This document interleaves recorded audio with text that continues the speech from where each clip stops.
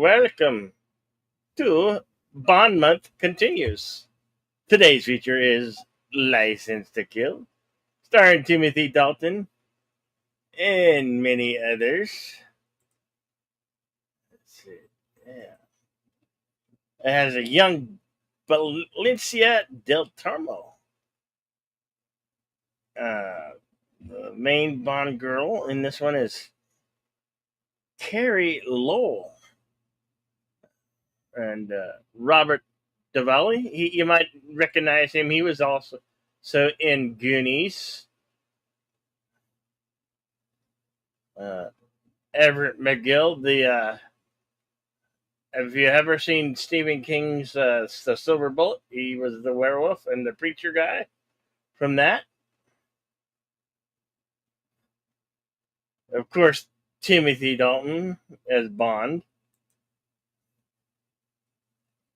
Uh, Cameo appearance by Wayne Newton.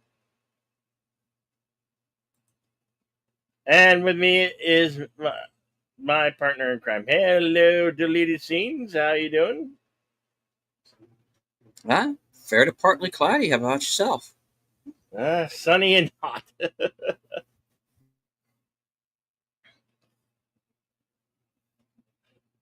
Would you like to take us through the synopsis of License to All right. Kill? Synopsis of License to Kill is vengeful James Bond goes rogue to infiltrate and take down the organization of a drug lord who has murdered his friend's new wife and left him near death. All right. Film was released in 1989. Is rated PG-13. Runtime is 2 hours and 13 minutes. Directed by John Glenn. Written by Michael G. Wilson and Richard Maybaum, with certain original characters created by Ian Fleming. Starring, of course, Timothy Dalton as James Bond, Carrie Lowell, Robert Davi as the villain, Talisa Soto, Anthony Zerbe, Frank McRae, Everett McGill, Wayne Newton, Anthony Stark, and a young Benicio del Toro playing one of the evil henchmen. So, also want to say hello to Daniel's Hot Topics. And Resolute Germ is with us as well. And new subscriber, Abe Fricker. Welcome to the lieutenant level of my channel membership. Oh. Welcome in, and great to have you as a member. All right. Let's see. The link should be posted to the top of our chats. Mm-hmm. That link being right there. And right there. We want to click that link, and as much as we'd love to show you these here on YouTube, we are restricted by copyright law and the guidelines of YouTube. Therefore, we can't actually show these here. So we have to have secondary measures to where you can view the film, and that would be this link right that you see on your screen here. If you tap that link, you can watch along. If you catch it on replay, this will only be as a commentary track only. And want to also welcome Igna Service and, of course, Boosh McFadden. Boosh. What's going on, brother? Good to see you. All right, so if you guys want to click that link and head on over the screening room, we're gonna start the feature. I'll give you a short count down, and here we go. In 5, 4, 3, 2, go.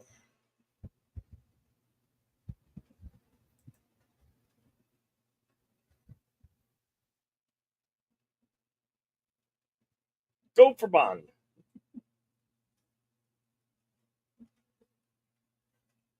Daniel Berry Sports Highlights. Sir?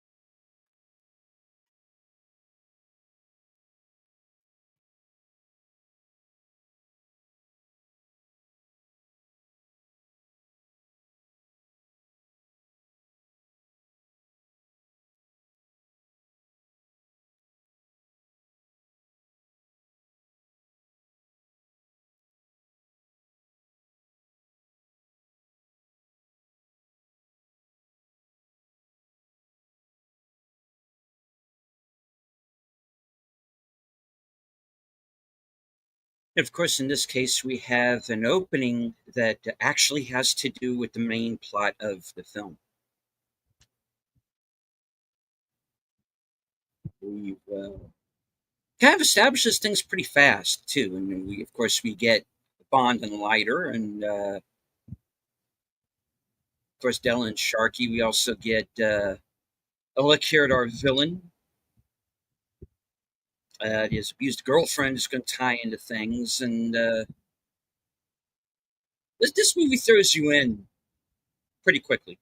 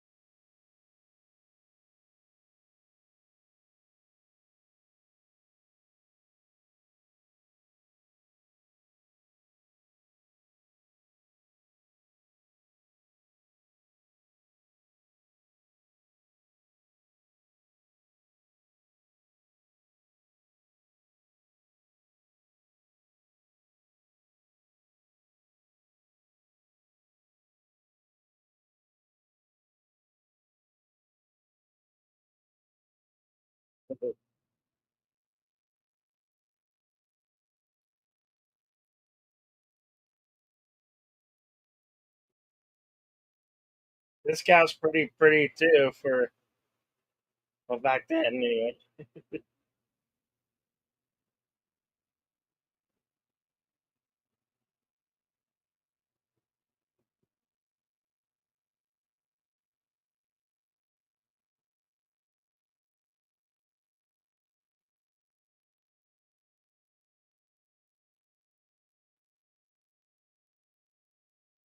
It's interesting that the villain and one of the DE agent guys was both in Die Hard as FBI agents.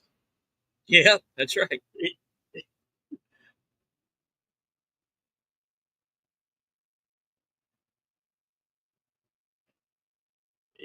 That one right there, he said his most memorable line from that movie is, "I was at junior high, dickhead." You guys remember?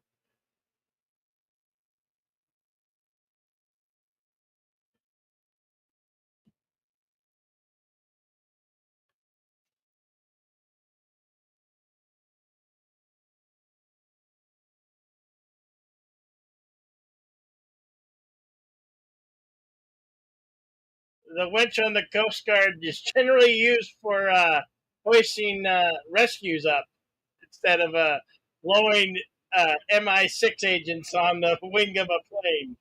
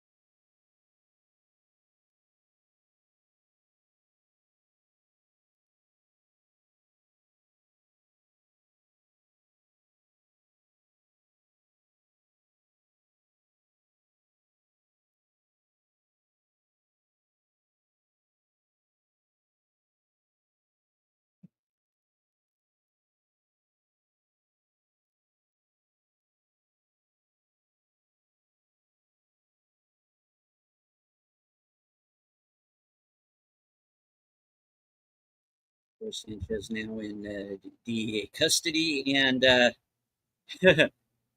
James and Felix know how to make an appearance. That's one hell of an entrance.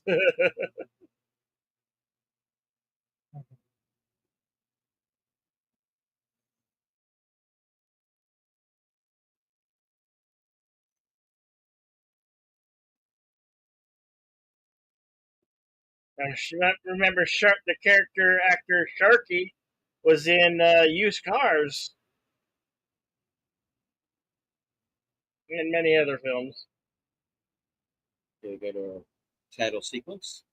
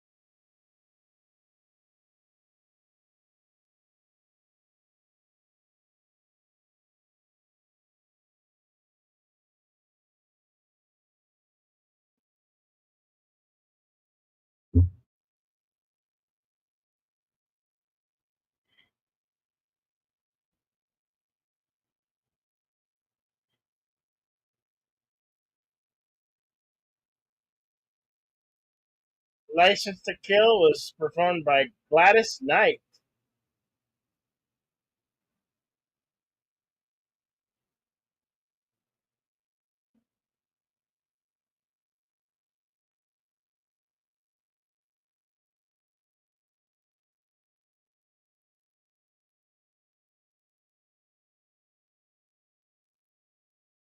Written by Jeffrey Cohen.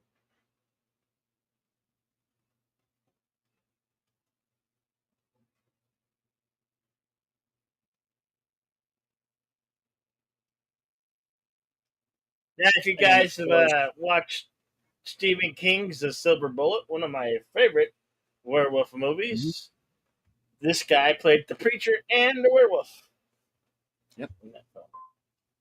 Also was every in uh, the People Under the Stairs. mhm. If you remember that film from the 90s. And those of you who are fans of my program Live from Sparkwood and 21 might recognize him as Big Ed Hurley from Twin Peaks.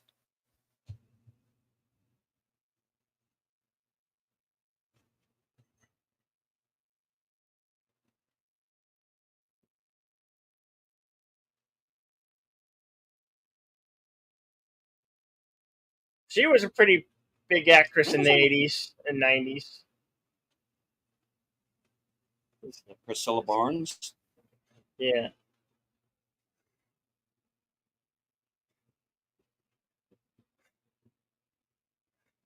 Yeah, it's a shame she's her part in this is such a well, as you're going to find out, a little small role here, more or less than a cameo, really.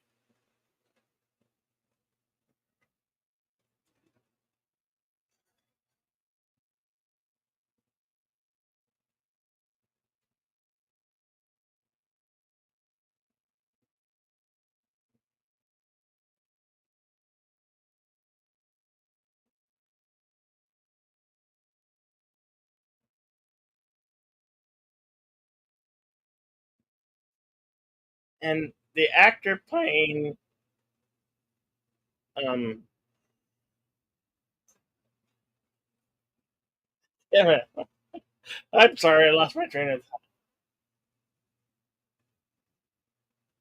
thought. Felix. Yeah.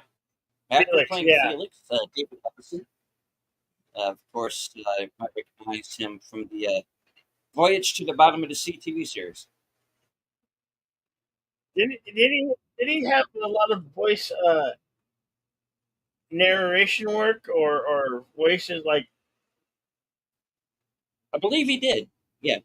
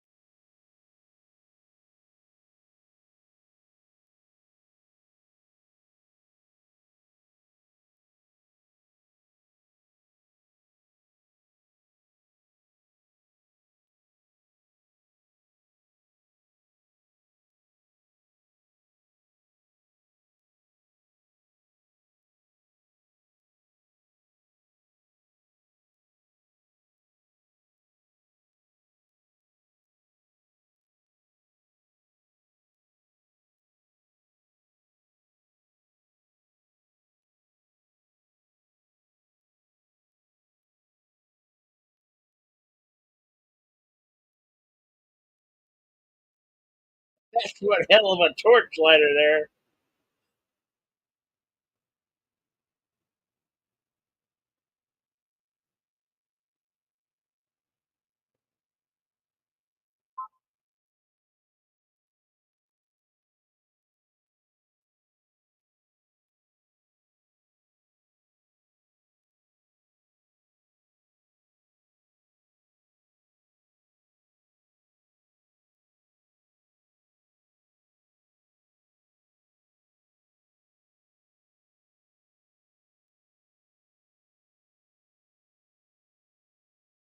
Oh no, curse your sudden yet inevitable betrayal.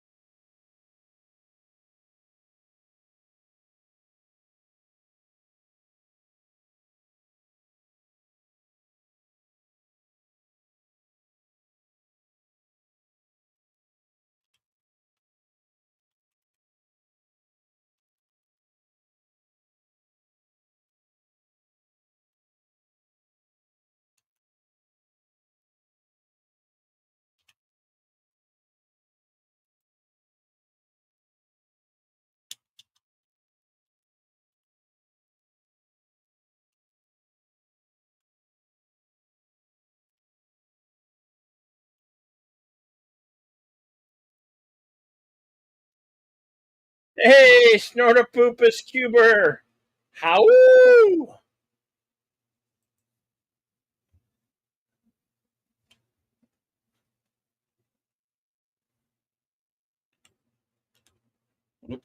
It's good to see you. Long time to see.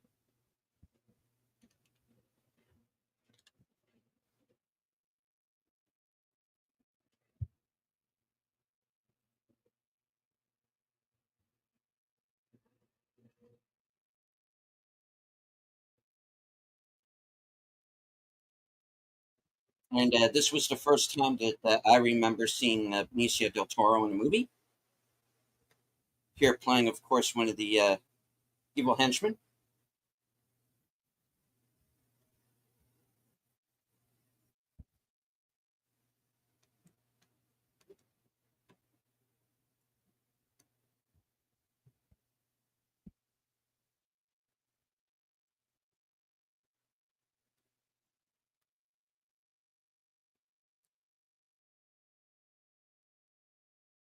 We're watching 1989's License to Kill, and our time stamp is 19 minutes and 34 seconds.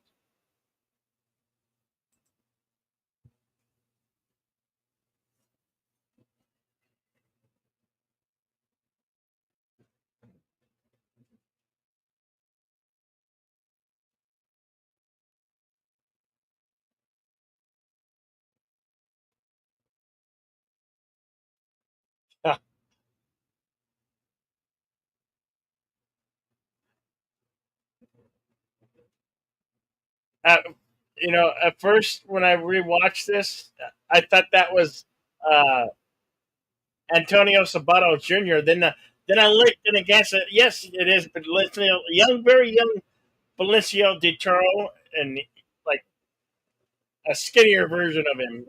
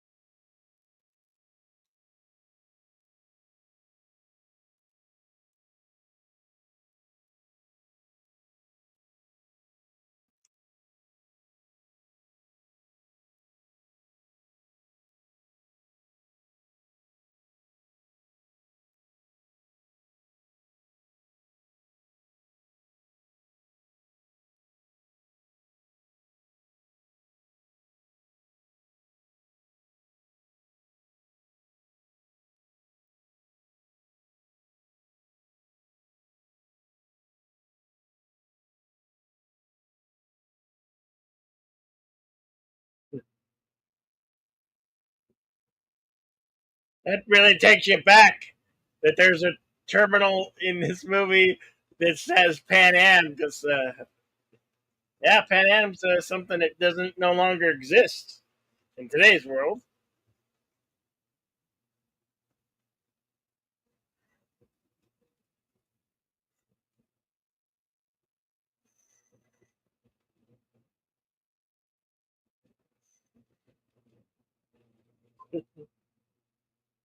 Yeah, she looks familiar.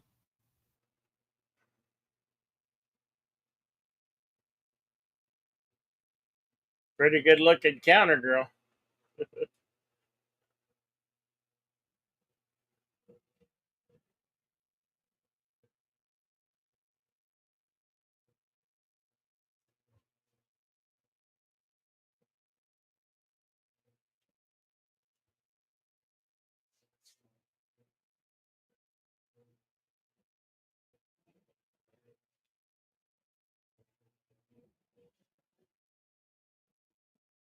You look very close, you're gonna spot Angela and Frank Albajane in the background. Hmm. And what a waste. Another hot blonde girl gone.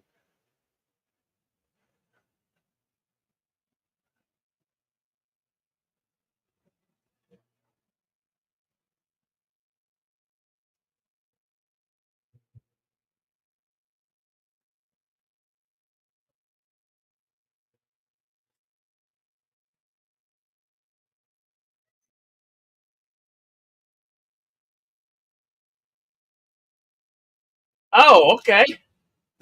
Thank you. Yeah, I remember the Tom Hanks made a movie with what's his name?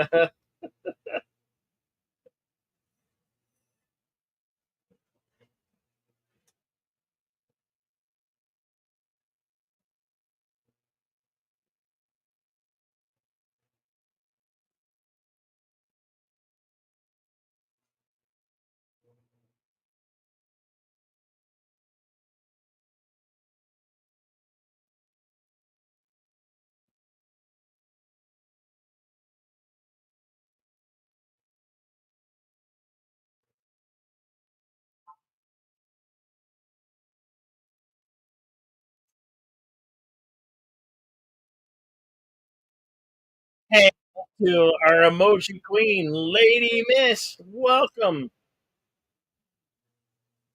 welcome, Lady Miss.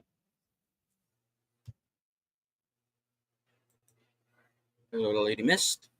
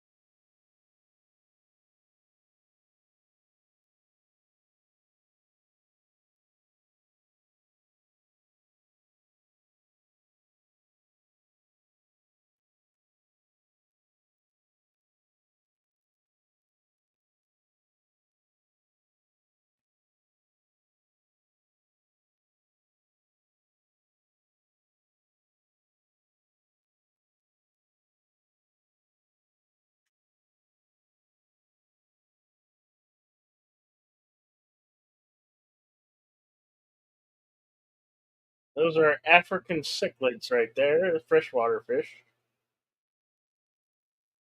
Of course, goldfish.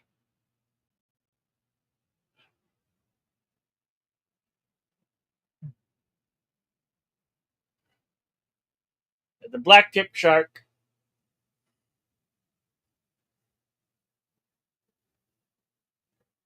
I watch a lot of Shark Week, so I've become a almost an expert on shark species.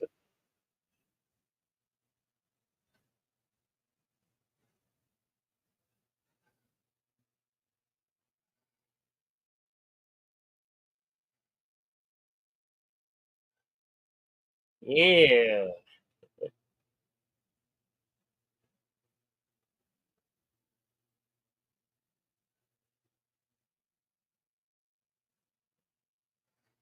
All right. I believe I have fixed my sound issue finally. So if everybody can hear me, please let me Yeah. know in the chat. Yes, I can hear you. 5 by 5. All right. Cool, cool, cool. Good. All right. Now I can talk and be able to hear the movie at the same time. Cool.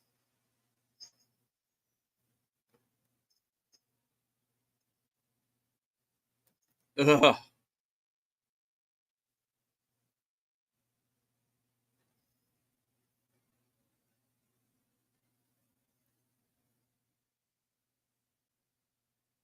Now, for those of you who have not seen this movie before, you're going to get a whole new side of Bond that you might not be used to. This is the Bond with zero Fs. He's kind of closer to like a Dirty Harry in this. This is like a total revenge mission for him. Yeah, he's completely gone rogue. Yeah.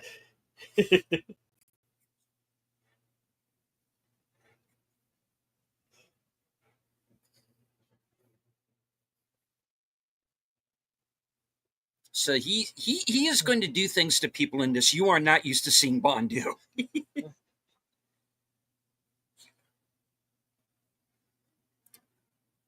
For example,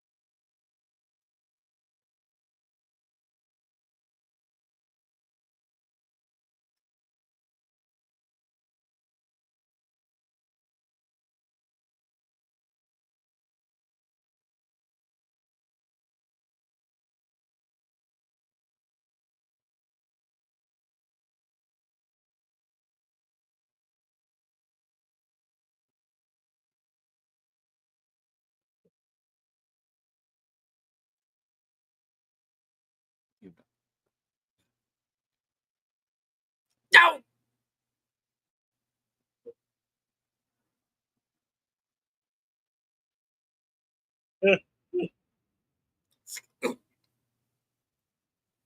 Shark bait. Ooh, ah, ah. The money. What a terrible waste. The money. uh,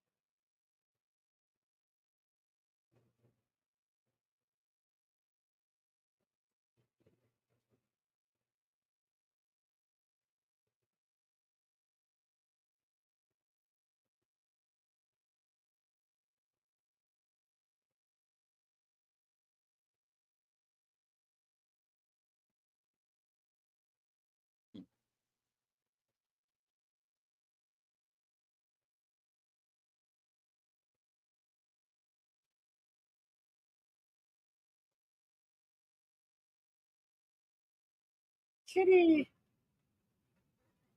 A lot of putty cat.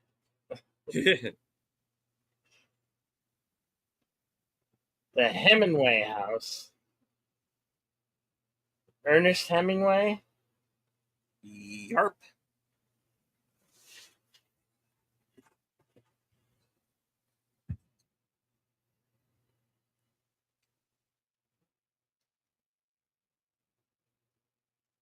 And of course, M.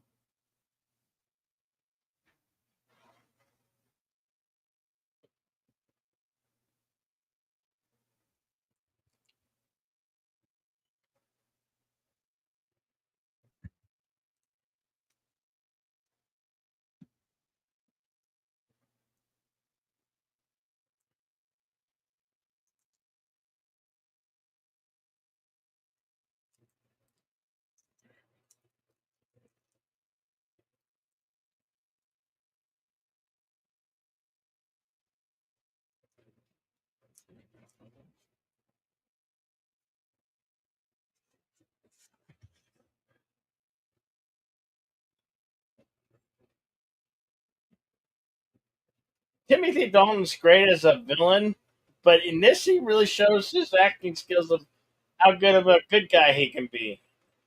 Hmm. I'm quite impressed with his performance in this.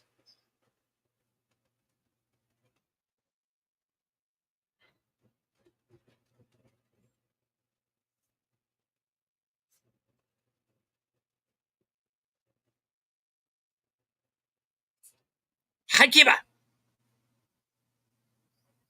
Yes! Too many people.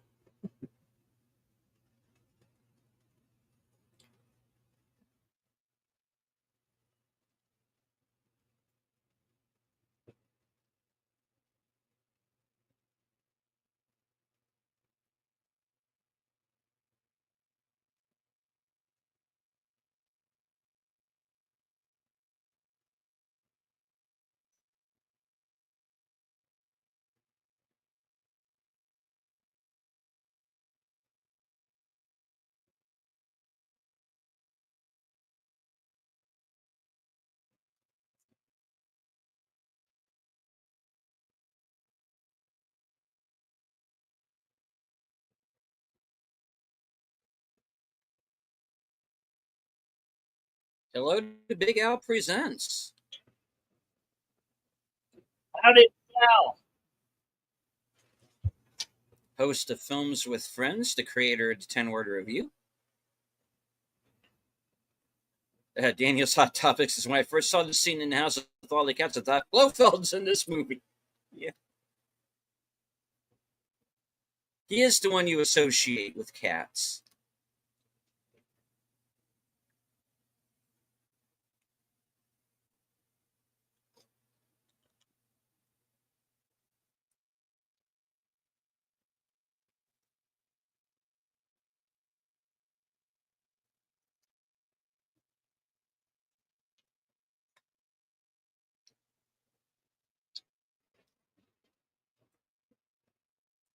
I'm trying to be douchey. Stop interrupting me. All right. Jeez.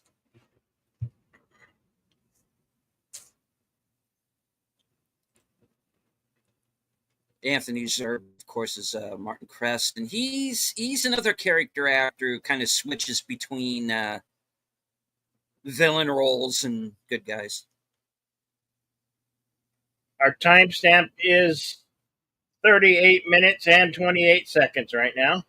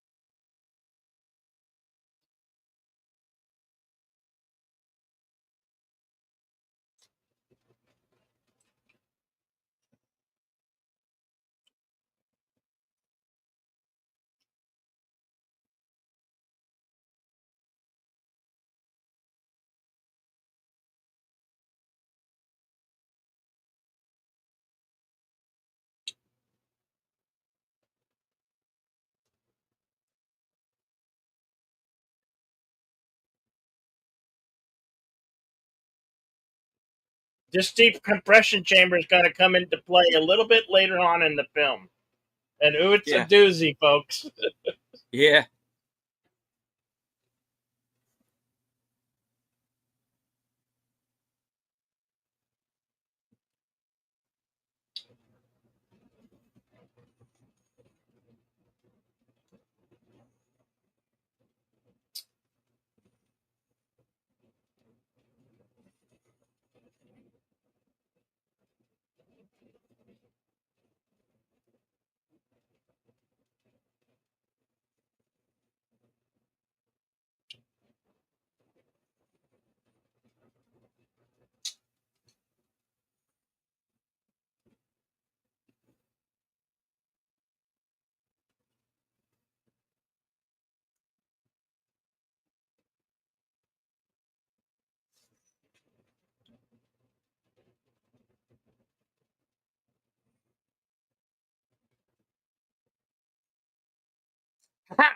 Oh, I'm terribly sorry. Or maybe not. Okay. Okay.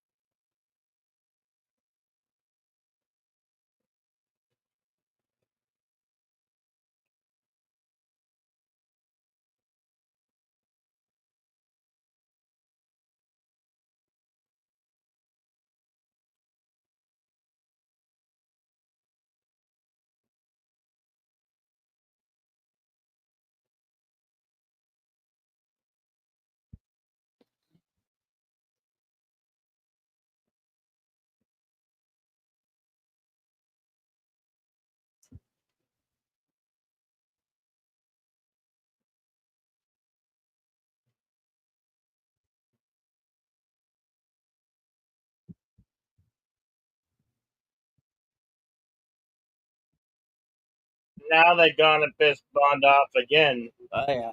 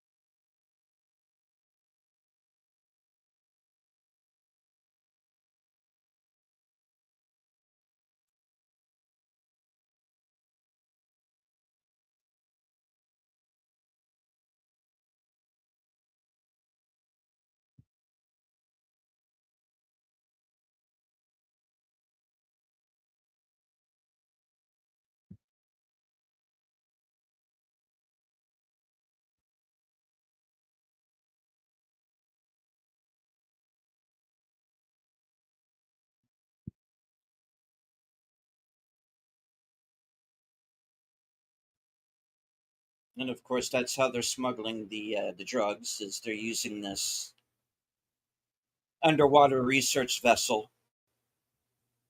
They use the same type That's of the Venom. submersible. They use the same type of submersible in the Jaws 3. Notice Mhm. it's a tethered submersible.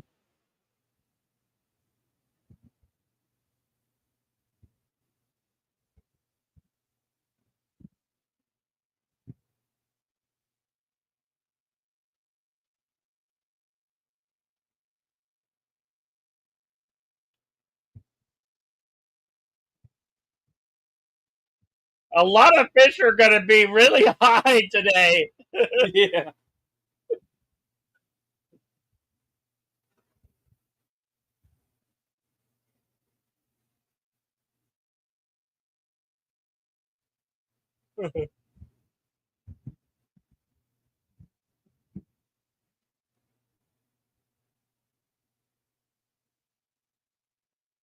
He made it snow in the Florida Keys.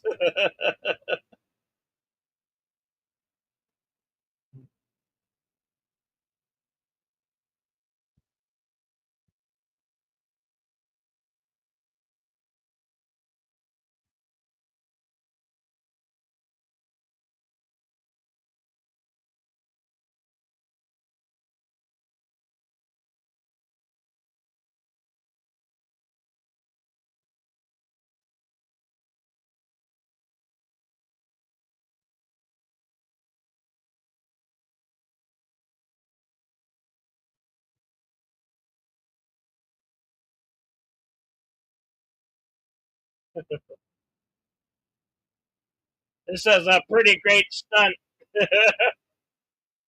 Barefoot skiing.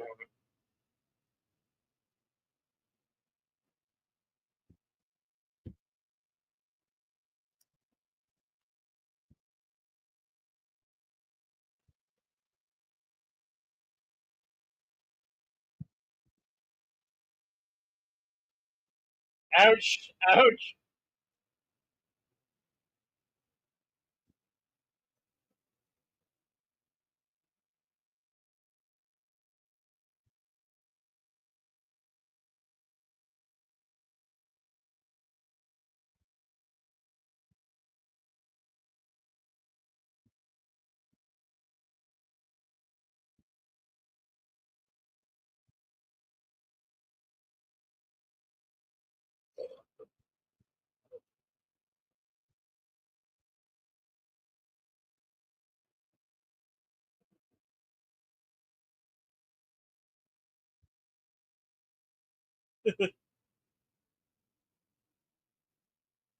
I don't think that door is going to make a good parachute. Bye bye, Moolah.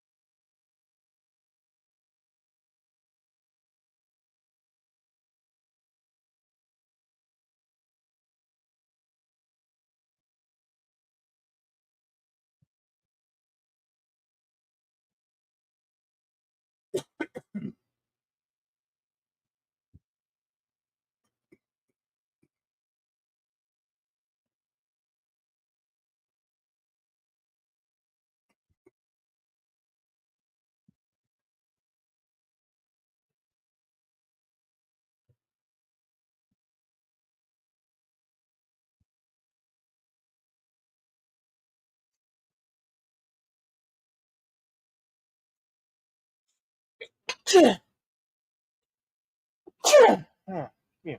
Not sure.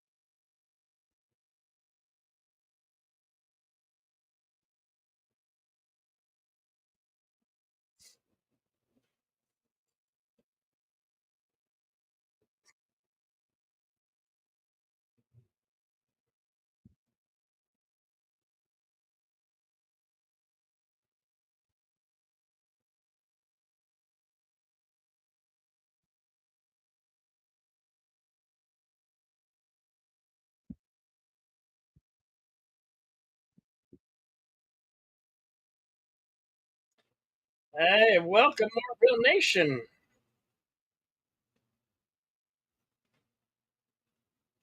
Just recently. Marvel Nation.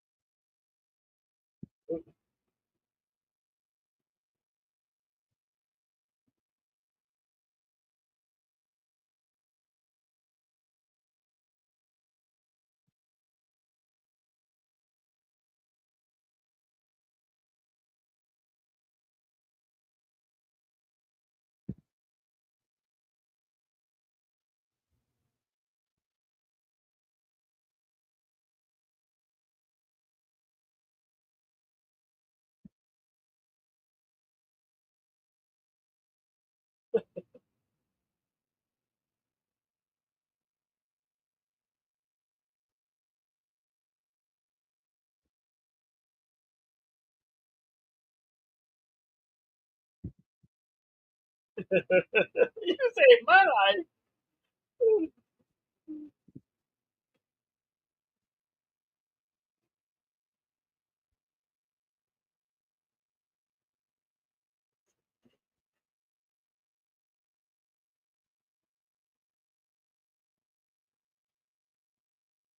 Oh, great. Now you got a paddle.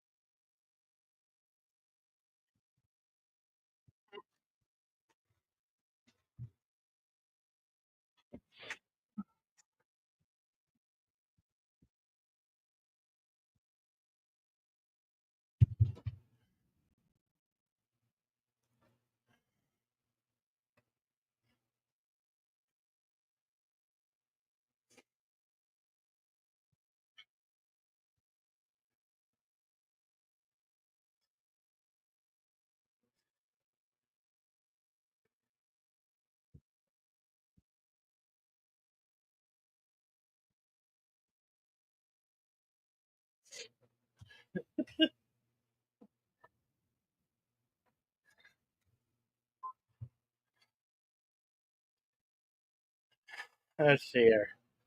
Our timestamp is 59:57.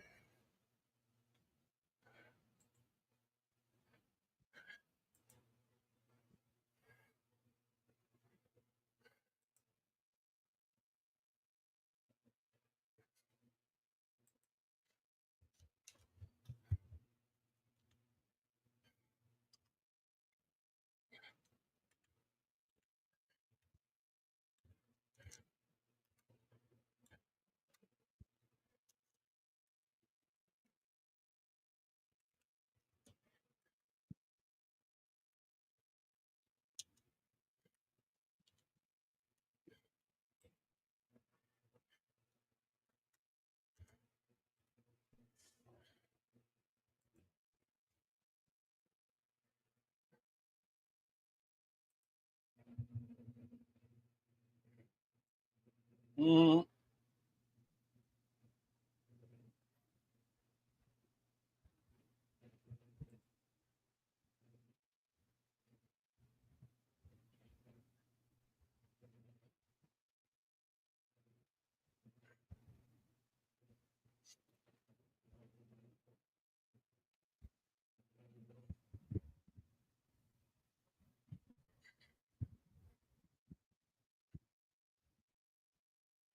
kind of Cleary. Heard a woman of you too.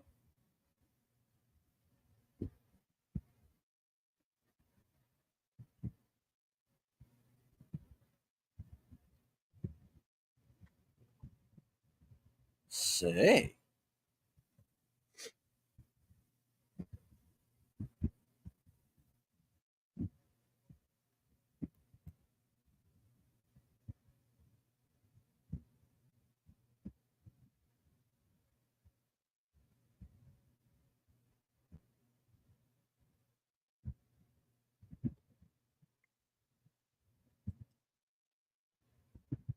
Here's the cameo by That's Wayne Wayne. Newton.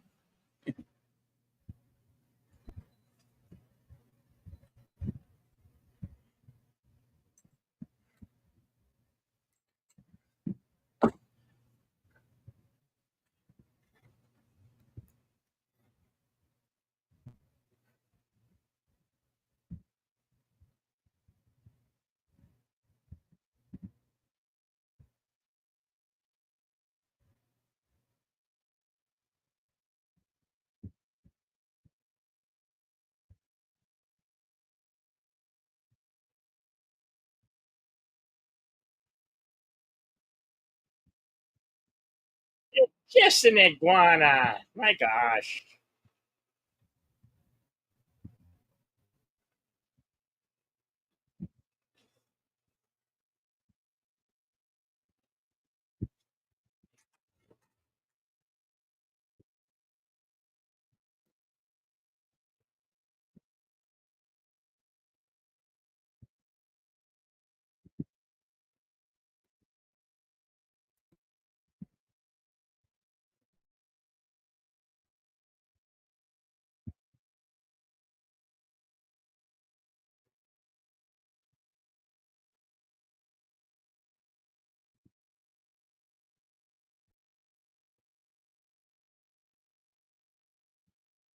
Of course, Sanchez's money man here is played by Anthony Stark. You might remember him from the Van Damme movie Nowhere to Run.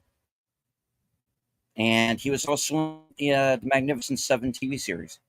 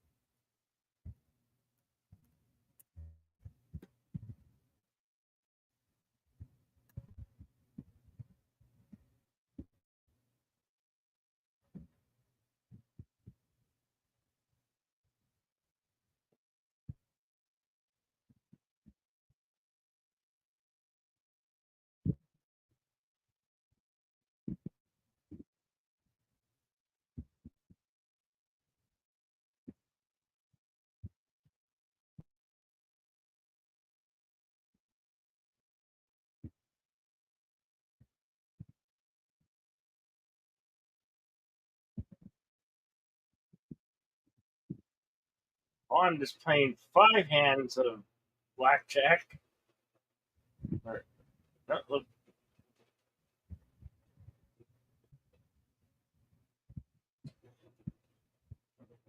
that's 6.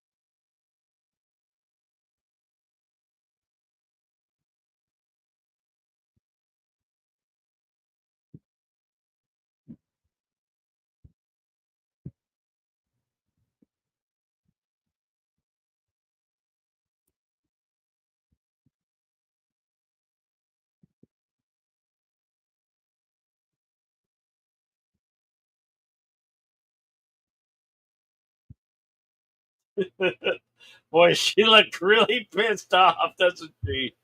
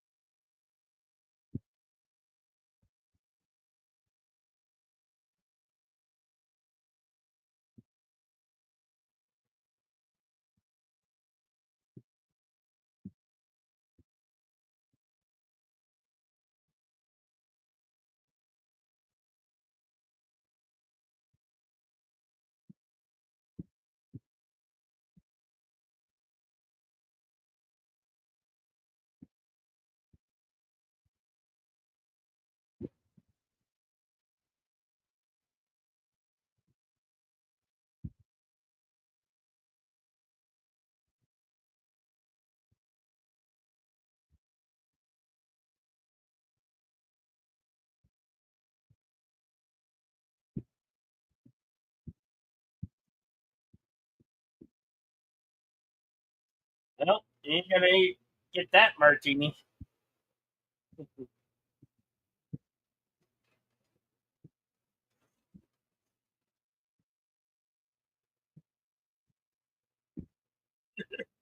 She doesn't like it. You can tell it on her face.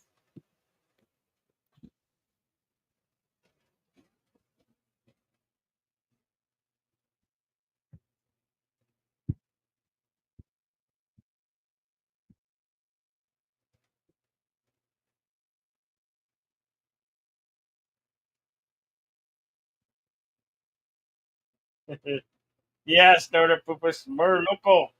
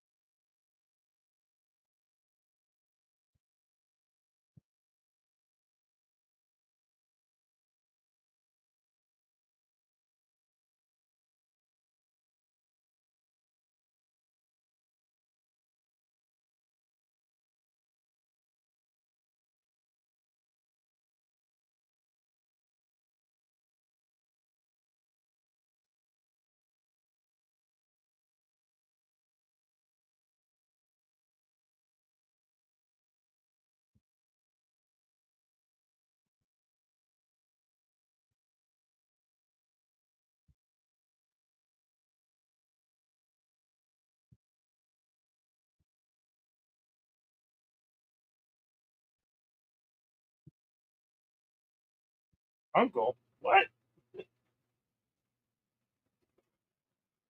I wonder who it could be.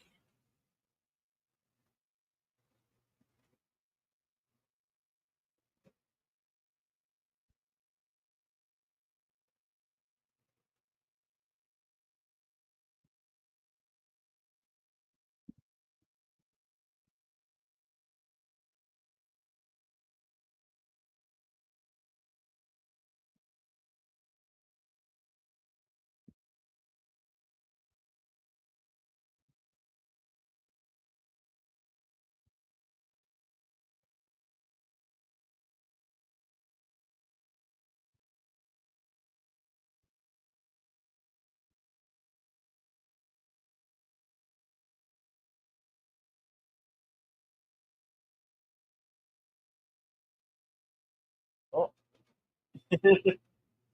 hey, too.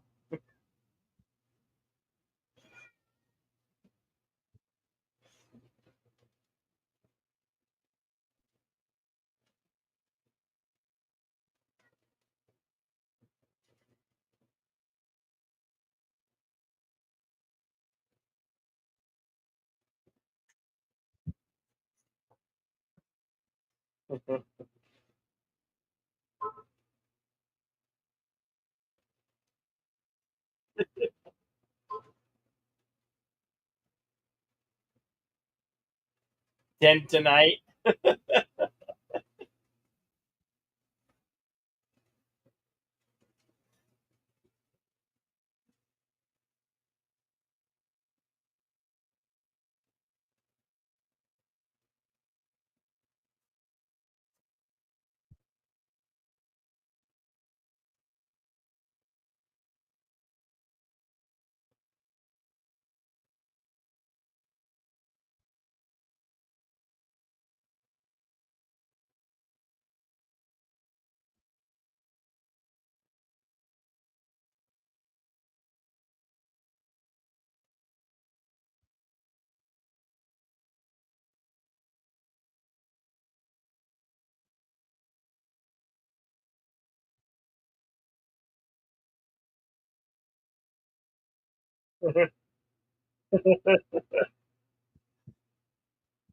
Well, that's a cool Polaroid.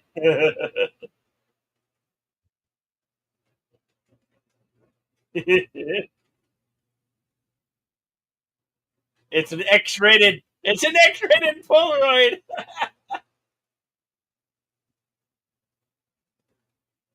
It's a pond.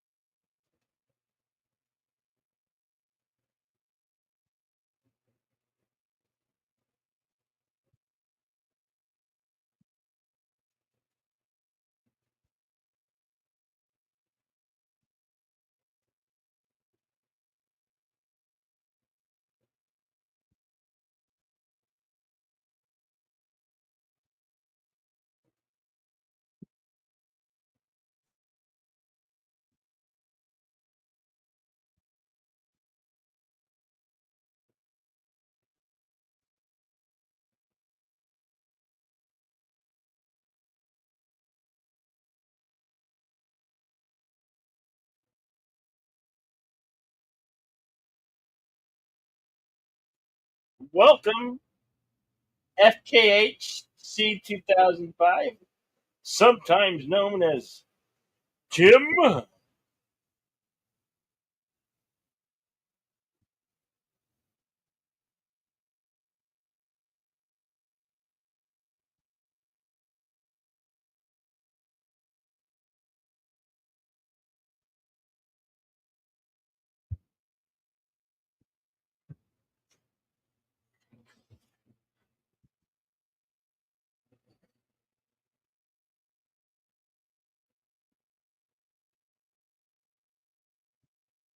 Yes, it is. I agree with you, Tim.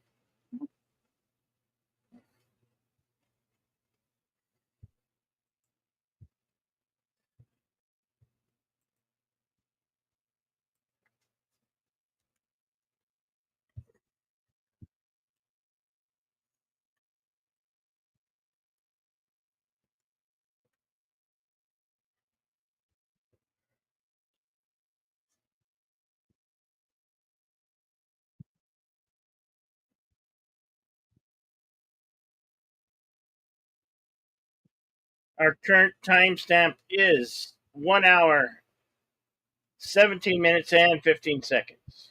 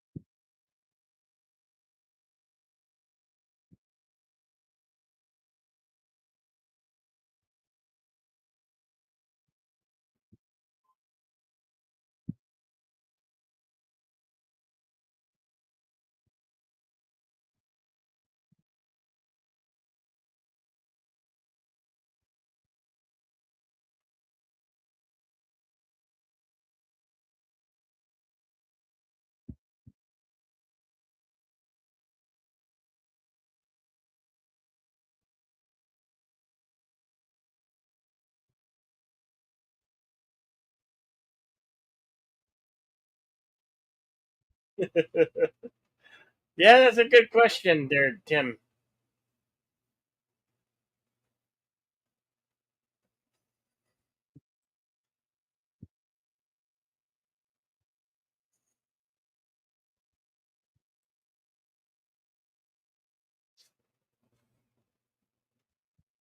You might recognize him from Mortal Kombat, Shinchin.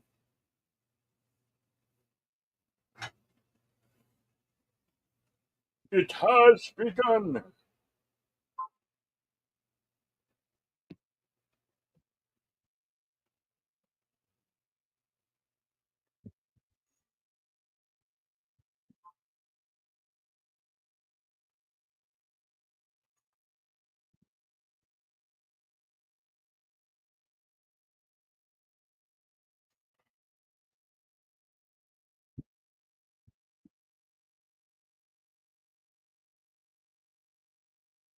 The guy at the door there is Don Stroud. Some of you might know him from the Mike Hammer TV series back in the 80s, and more recently in Django Unchained.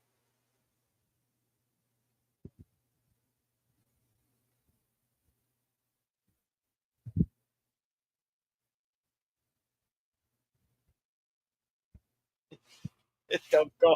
Don't call you Shirley. We won't.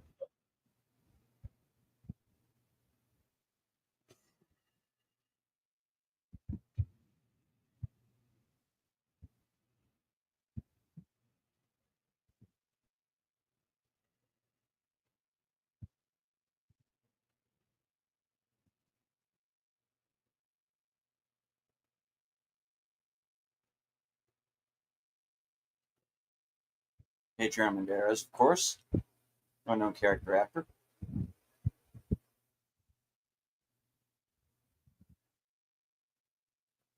I find it interesting that they had to it's a camera and they had to integrate a scope to it. I've never seen a camera with a scope.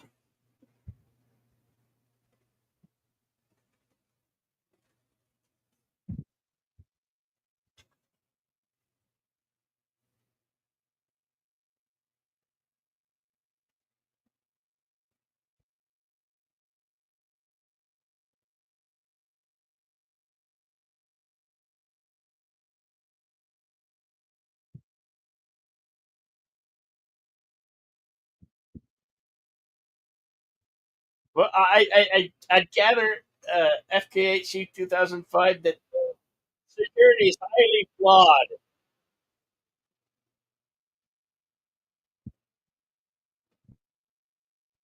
Ninja. Hey, all right, all right. Who brought the ninja?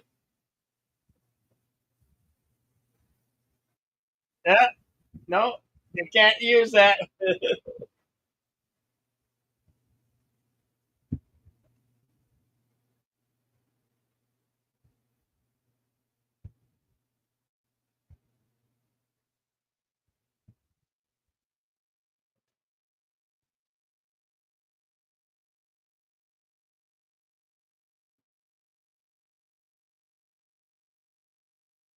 Spoiler alert! Spoiler alert! Spoiler warning! Spoiler warning!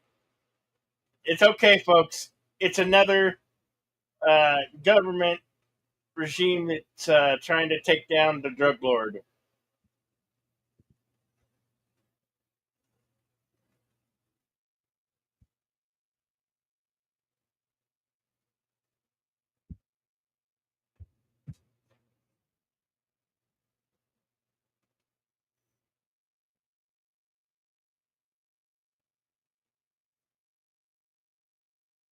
He's way rogue.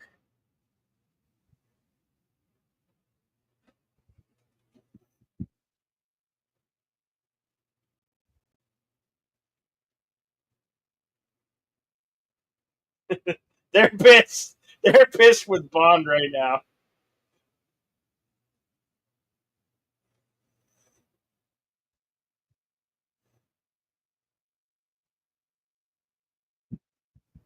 There we go.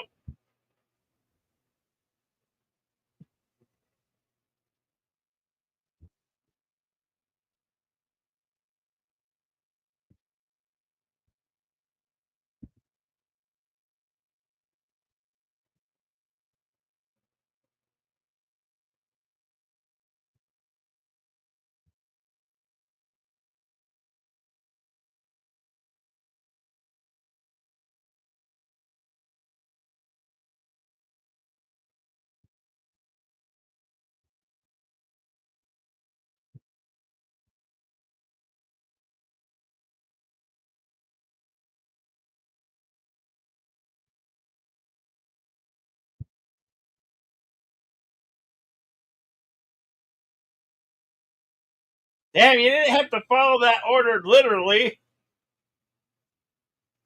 Sorry, bad joke. Bad joke, folks.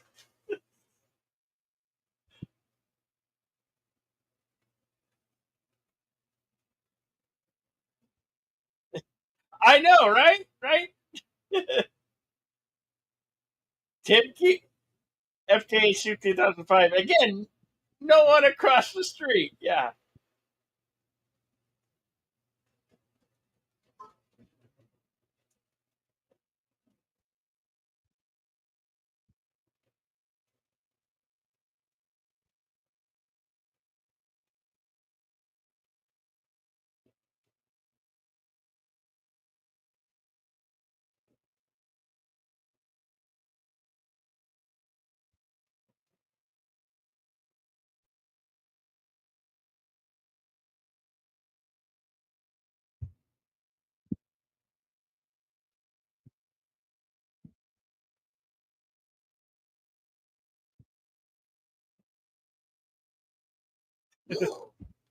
That's creepy.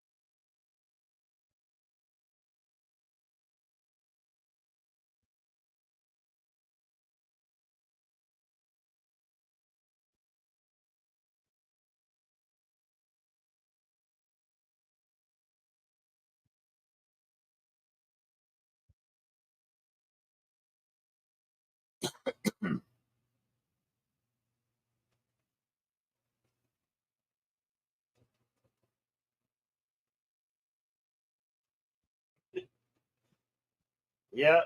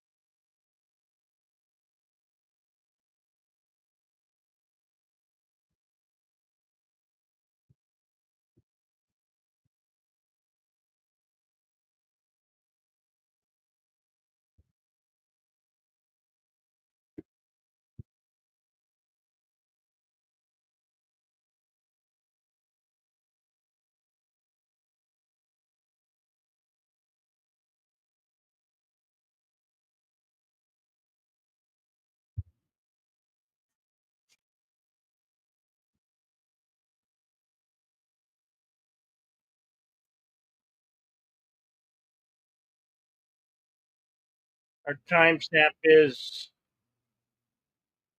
1 hour, 29 minutes, and 23 seconds.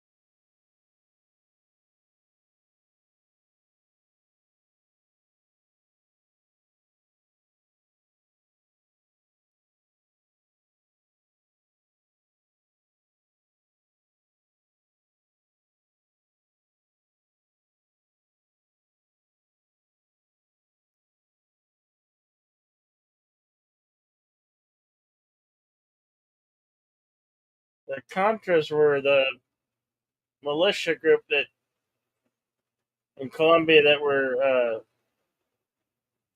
supposed to be fighting the Colombian drug lords, all followed by the Ronald Reagan administration.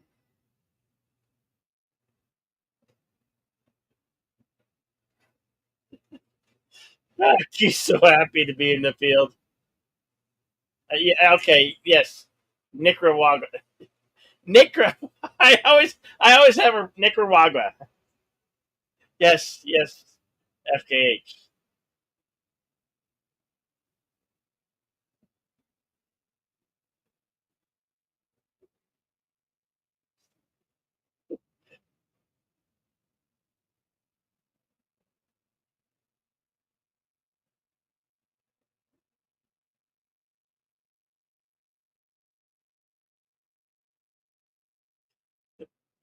No, I know, I know. I've seen the films, and I've been watching the Netflix series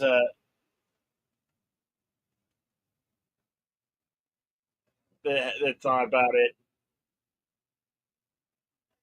Narcos.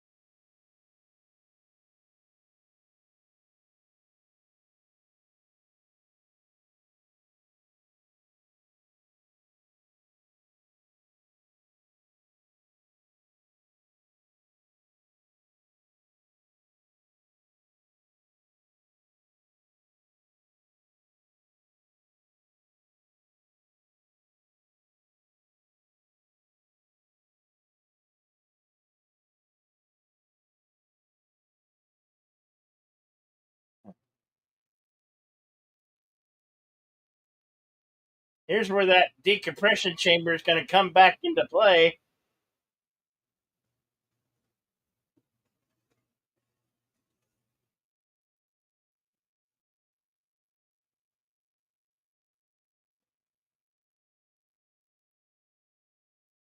Uh, Stand by, boys and girls, ladies and gentlemen of all ages.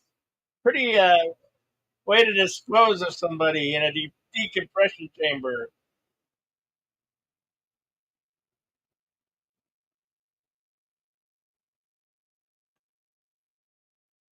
This is going to get messy, folks. Hope you brought your raincoats.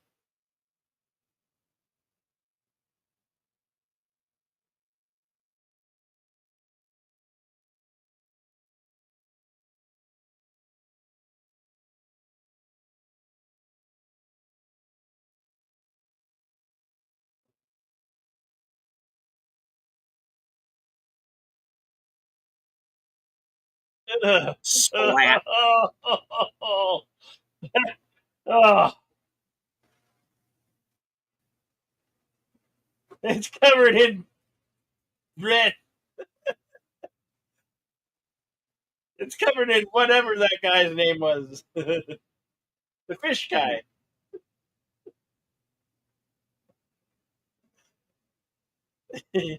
Yeah, that was pretty nasty.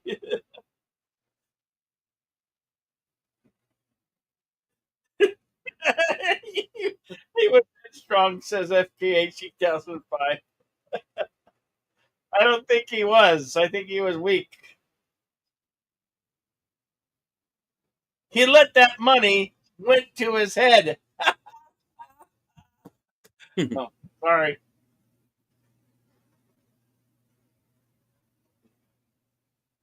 He's trying now, knows how to get ahead in business. His head's above the rest.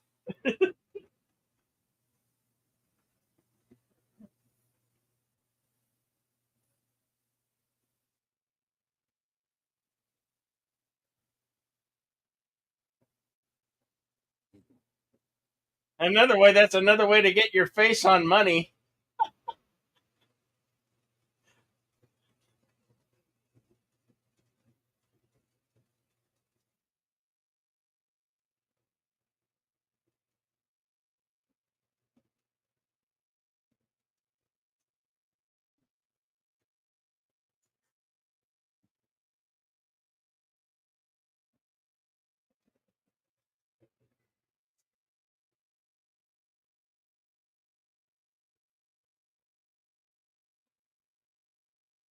No, but as it turned out, he was incredibly stupid.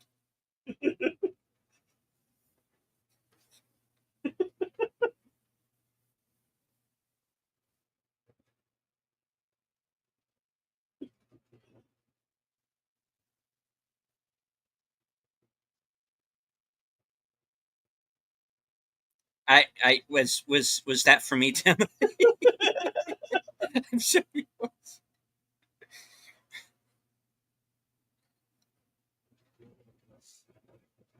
Oh, okay.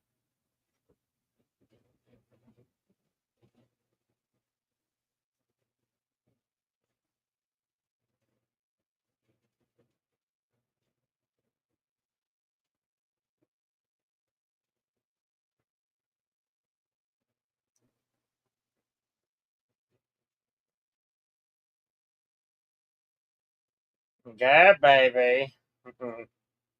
I'm no, I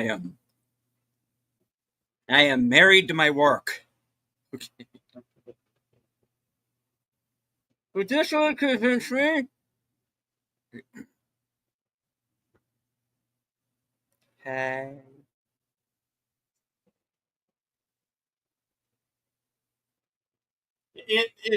There's a lot of foreshadowing. If you look at the decoration, everything has a head in it.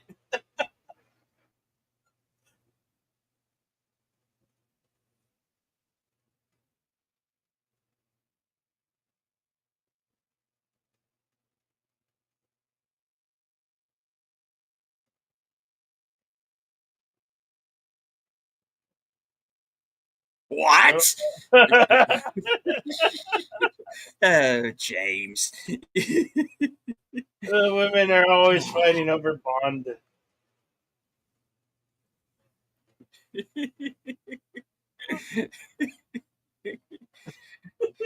No.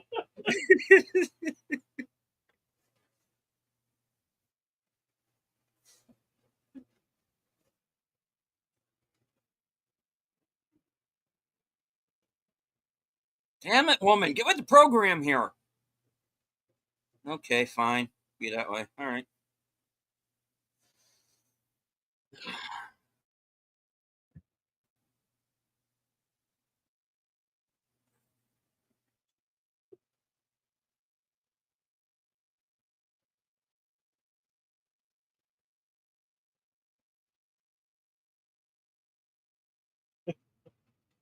It may have been. I don't Yeah, know.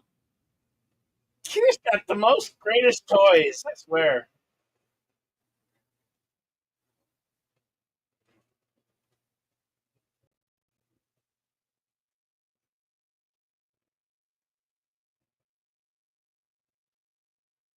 All right, fine. We'll steal a plane.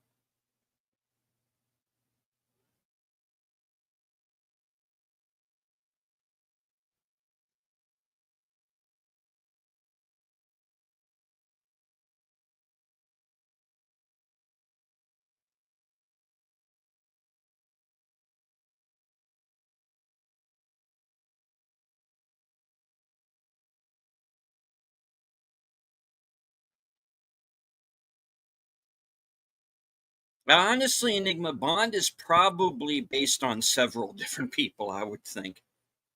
Um, there are also people who say that he's partially based on Christopher Lee.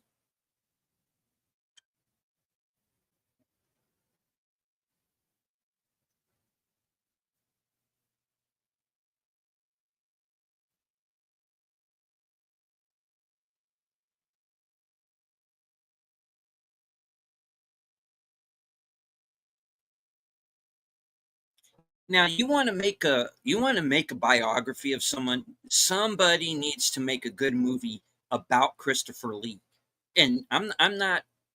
You can even leave his film career out. You can just talk about the stuff he did during the war.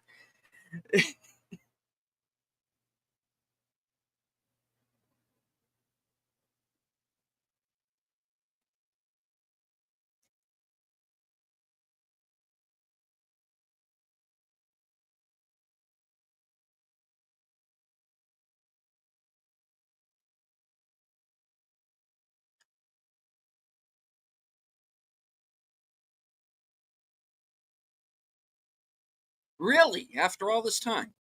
Hmm. Yeah, well, I don't. That doesn't surprise me. Really, in the end, it doesn't really. I would have figured after they did the Ungentlemanly Warfare movie, I would think that that's all pretty much out in the open now. But I guess not.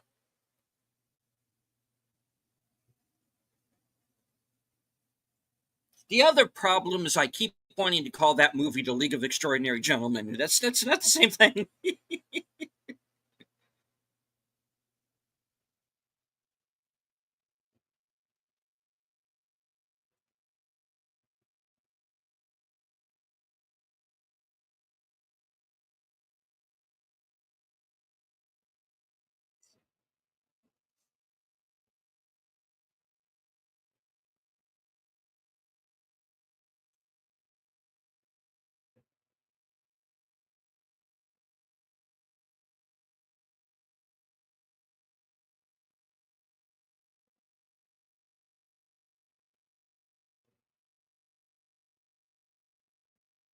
I'll bet you do.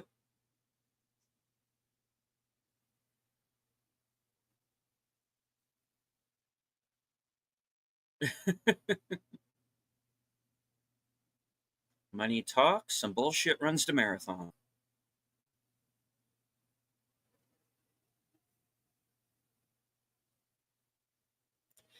Well, we'll see, Enigma. We'll see what happens now that Amazon is in charge. They've already chosen Denis Villeneuve to direct the next movie, and based on the statement he made, he's like a big fan of these movies. So hopefully he'll get it right. And I'm really I'm really curious to see who they get to play Bond. I mean, that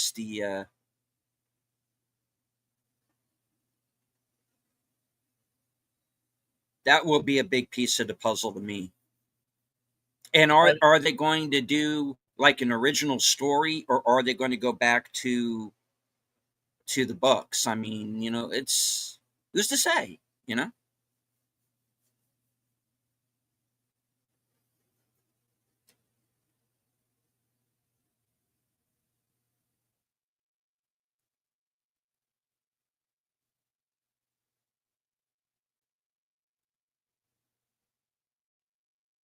Yeah, he would have been interesting, but would Hardy have done it? Is the thing. Um,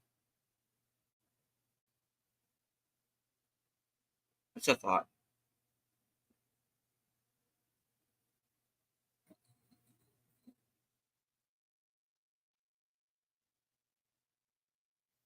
Oh, Wayne's trying his best Bond impersonation, or he's just being himself as a womanizer.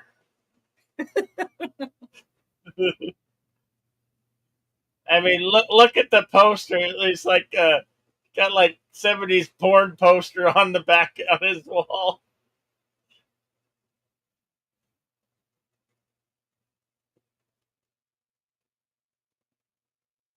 He has the whole like smarmy televangelist thing down, Yeah, doesn't he? right. Yeah,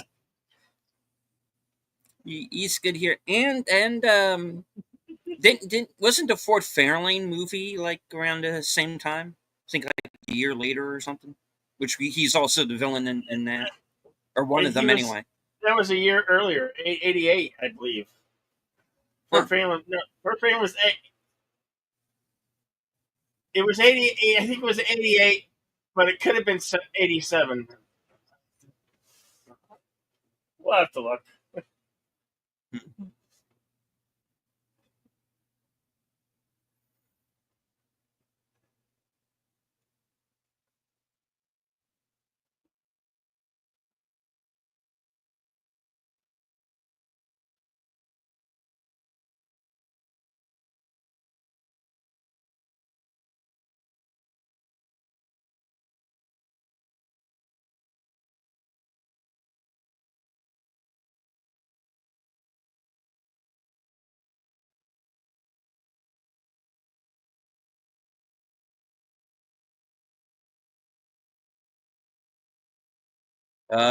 Here's the scary part. He's not working for anybody.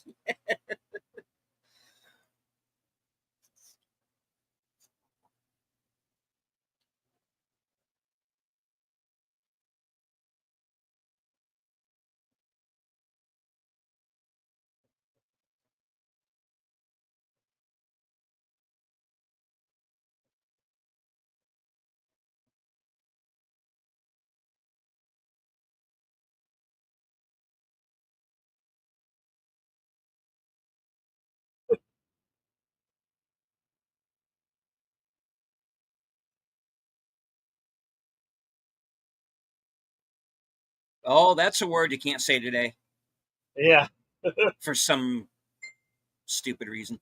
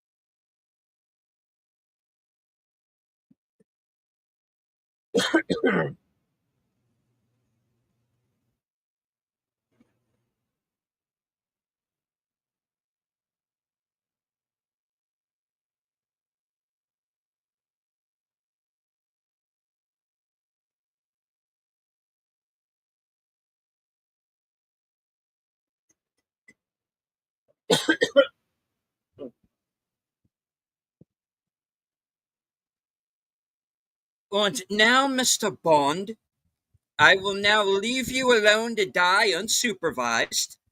Well, okay, partially unsupervised. Tell you everything about my plan, where I'll be for the next 20 minutes. Yeah, I got that. Thank you, Tim. Thank you. I'll have to look at that later.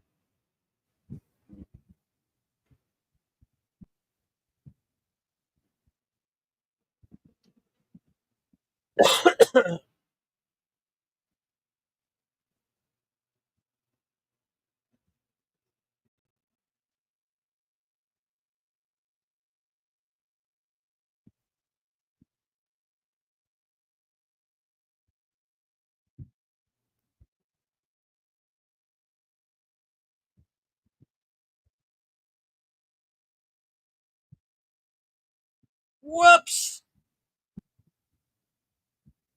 Oh, oh, damn, he got grinded. Turn the machine off. Yeah, I don't want to become Bond dust.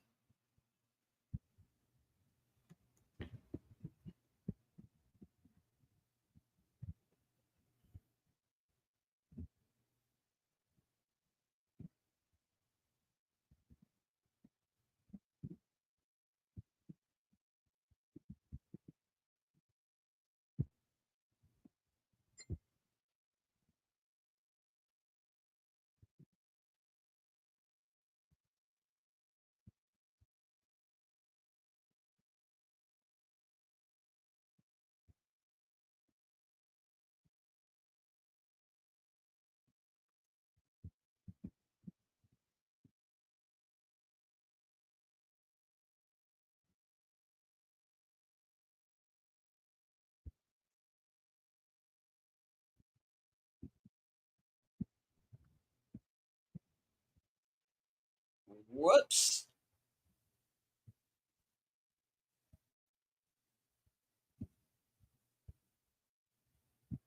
He came to a dead end.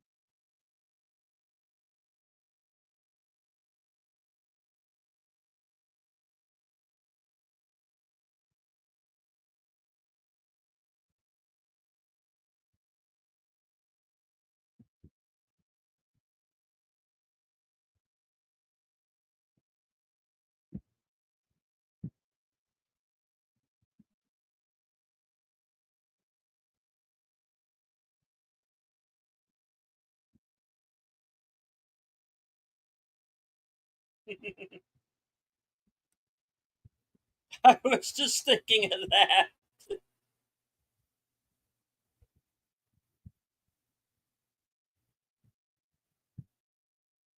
Tried to kill me with a forklift.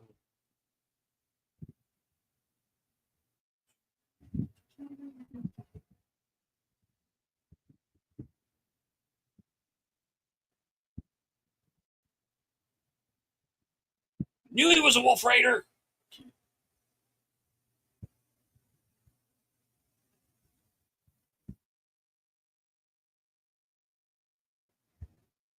Damn pineapples.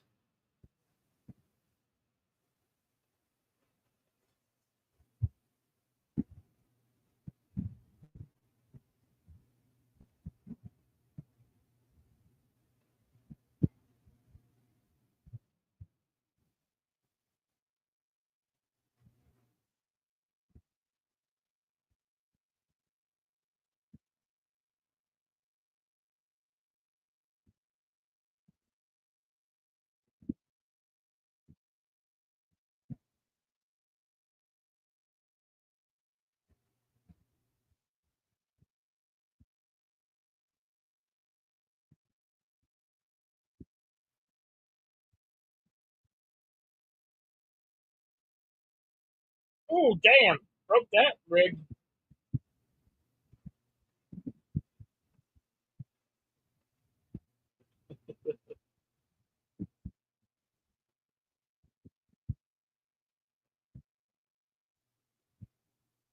Oh, shit. Look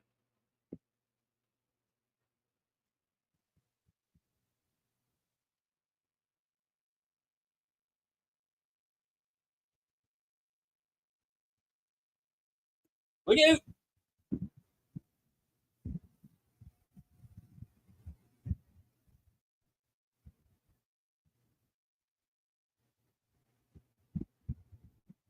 This Twister prequel is weird.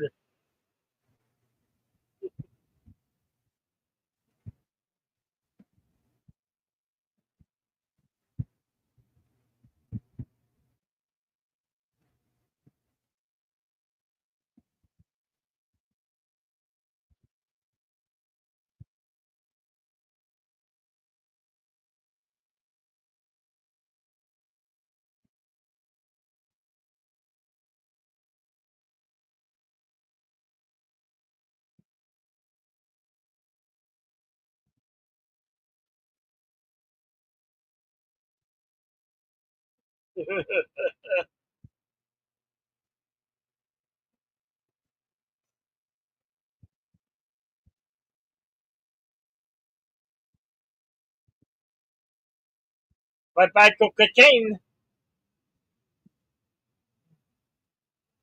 The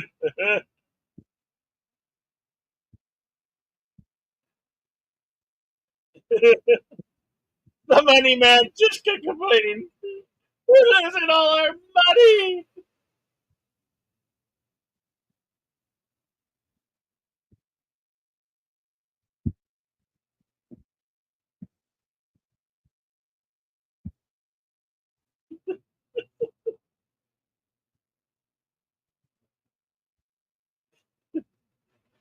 You killed your money guy.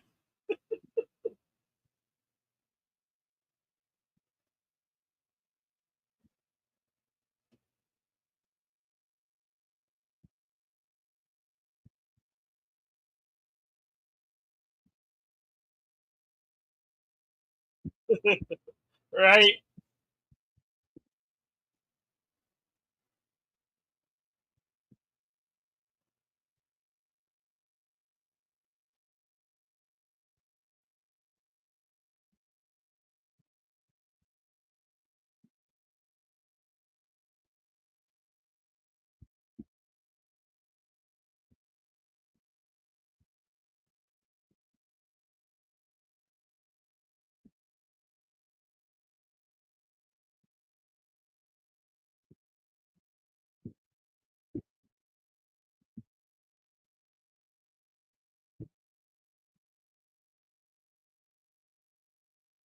How the hell did he do that?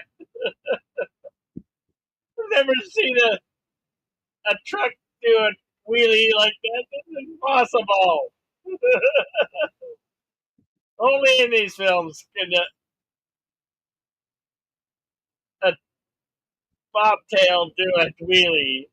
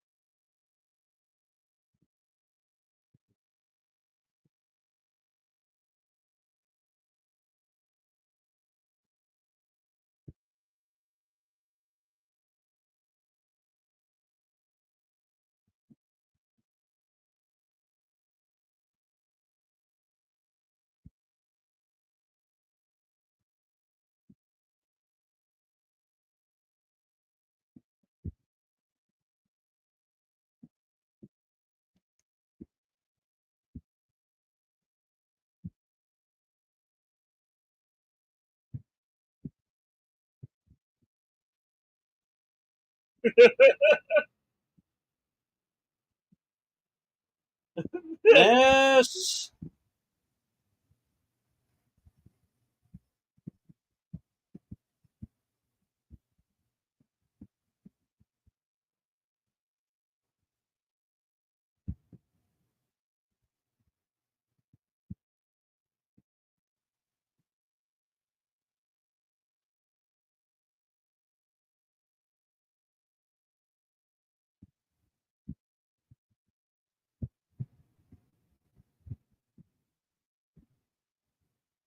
That's going to be problematic.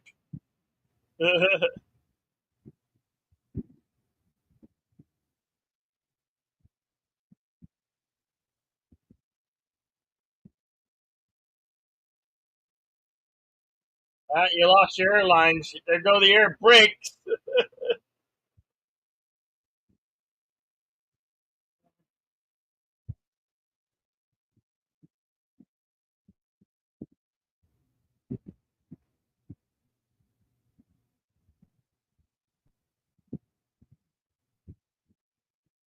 Well, anyone then you can walk away from is a good landing.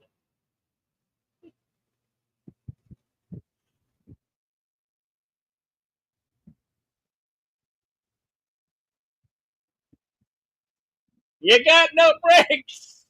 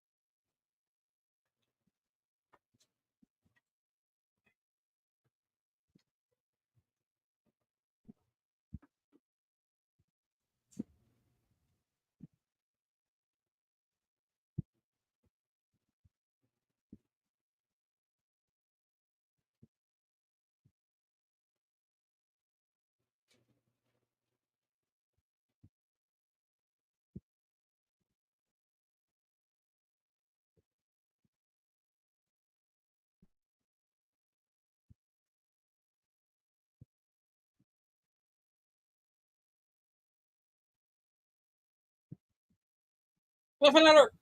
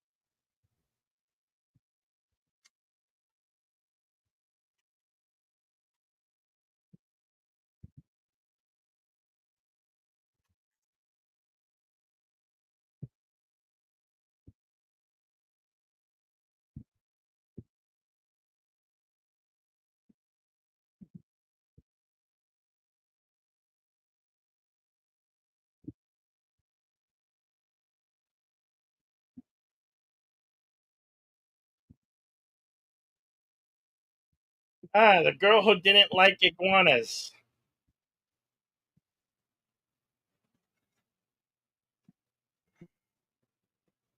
Of course, she had to take the diamonds. Now that Well, iguana has no bling. yeah.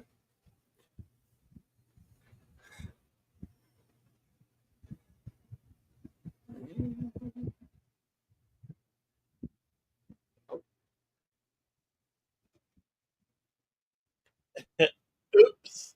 Uh oh. Yep, God pissed off the other one.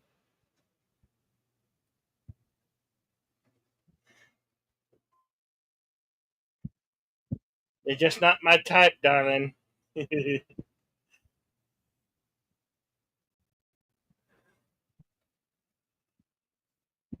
was always cute. Well, that works too.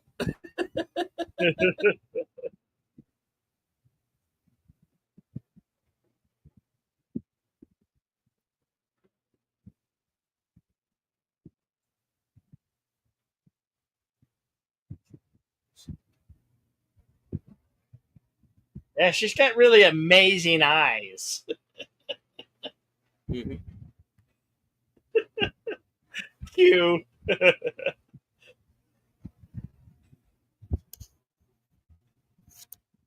I would have loved to. I would have loved to meet that guy, man. Yeah. He would have been. He would have been so cool just to say hello to.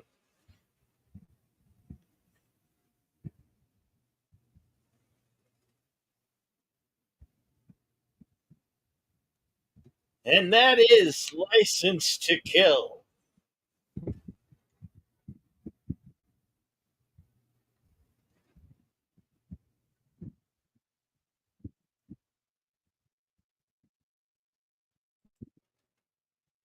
I think you can consult the scrolls. All right.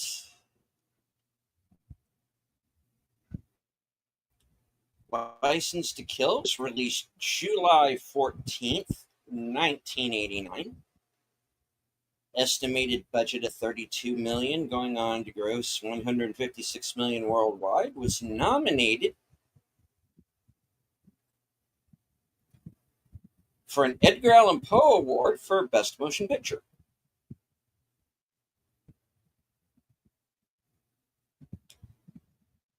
Uh, Filming locations in Florida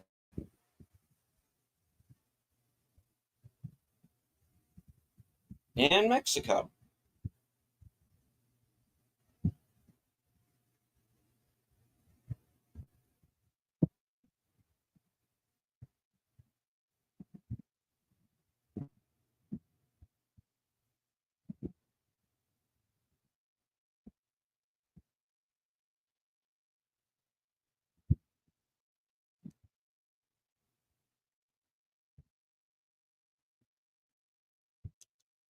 Oh, so this movie is where the song is from, huh? Okay.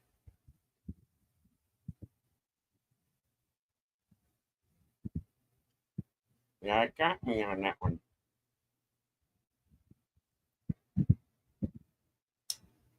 All right.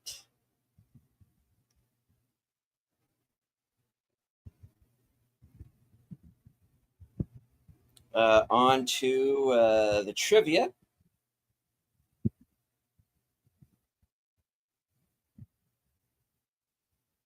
And there, of course, you get the on location. They didn't shoot on the 007 stage in this one. This was all it was all Mexico City or the Florida Keys.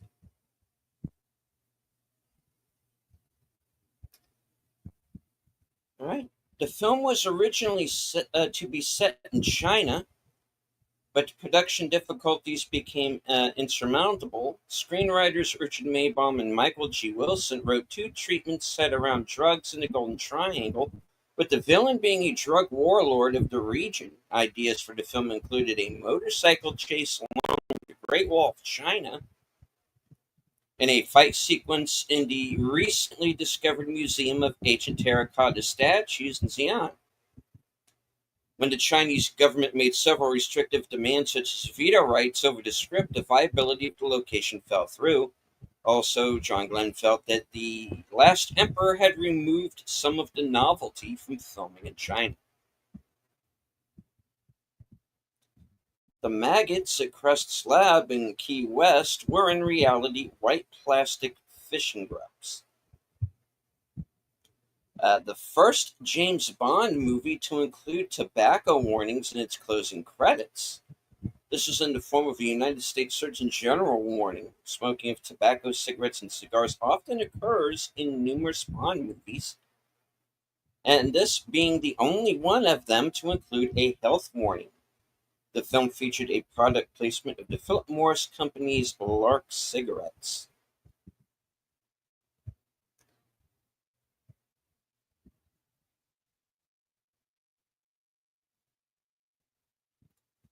Despite being one of the least commercially successful Bond movies, BS, but all right. Um, it was considered by director John Glenn to be his best 007 film. This opinion is shared by some fans and critics who praised the realism of the movie. The first Eon franchise James Bond film not to take its title from an Ian Fleming Bond novel or short story. Though there are some still usable titles available, such as Property of a Lady, Risiko, 007 in New York, and the Hildebrand Rarity. It does list Quantum of Solace here, but obviously that's been used. License to Kill is a phrase commonly used in the books. The story takes the loss of Felix Leiter's arm, here a leg, from the novel Live and Let Die. The Hildebrand Rarity, a short story based on a never filmed television script, provided the scene where Sanchez beats his mistress with a whip made from the tail of a stingray. In the story, it was Milton Crest who beats his wife with a similar implement. The production office in Key West was located on 422 Fleming Street. Ian Fleming, of course, being the creator of James Bond. The name of the vessel that played Milton Crest's research vessel was the J.W. Powell. Felix's bride Della's wedding dress was made of re-embroidered French lace adorned with sea pearls and opal sequins. Two versions of the dress had to be made because the scene where Della's attack was filmed before the wedding sequence. Therefore, 17 meters of the material had to be located at $150 per meter. The Leiter's bridal car was a white Lincoln limousine.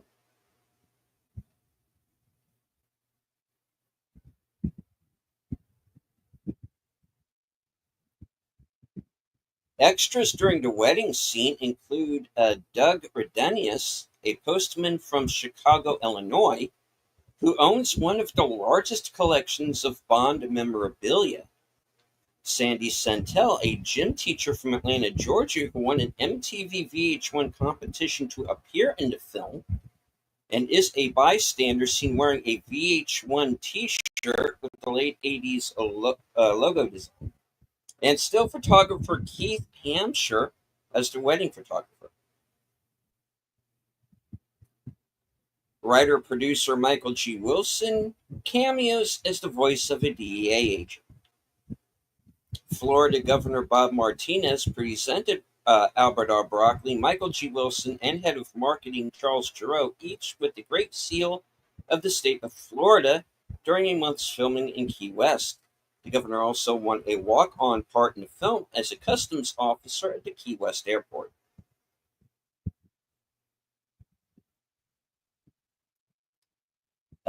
Richard Maybaum suggested Robert Davi played a part of Franz Sanchez after seeing him in the film Terrorist on Trial, the United States versus Salima Jami, which I've seen.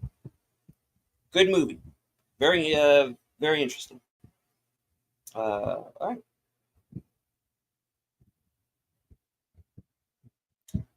Uh, Las Wayne Newton, the Las Vegas performer, played a small part in a credited performance as a televangelist called Professor Joe Butcher. His character was a dig at televangelists at the time, including Jim Baker, been exposed during the mid 1980s as being involved in extramarital affairs and or general promiscuity.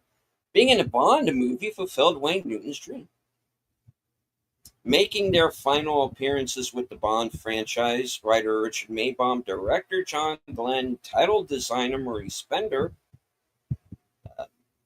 Robert Brown as M, Caroline Bliss as Moneypenny, and Timothy Dalton as Bond.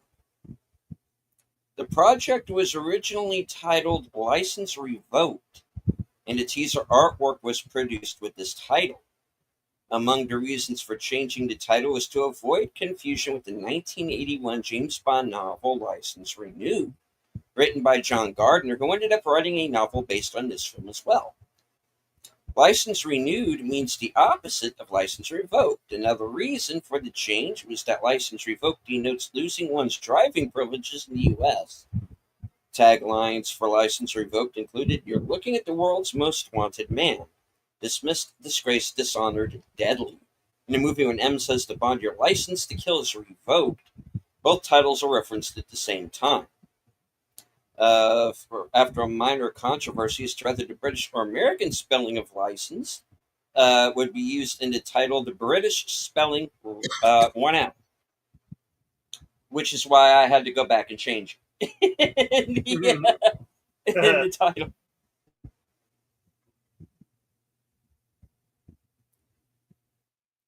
Because I get confused. All right.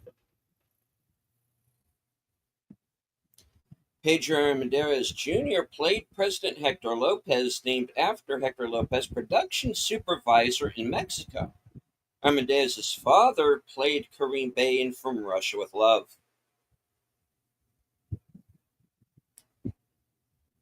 Director trademark: pigeons. When Bond lands on the balcony outside Sanchez's office at the casino, he's startled by a flock of pigeons flying in his face.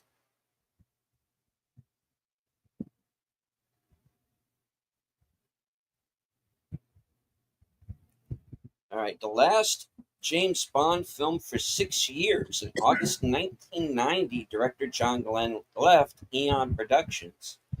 13-time Bond screenwriter Richard Maybaum died January 4th, 1991.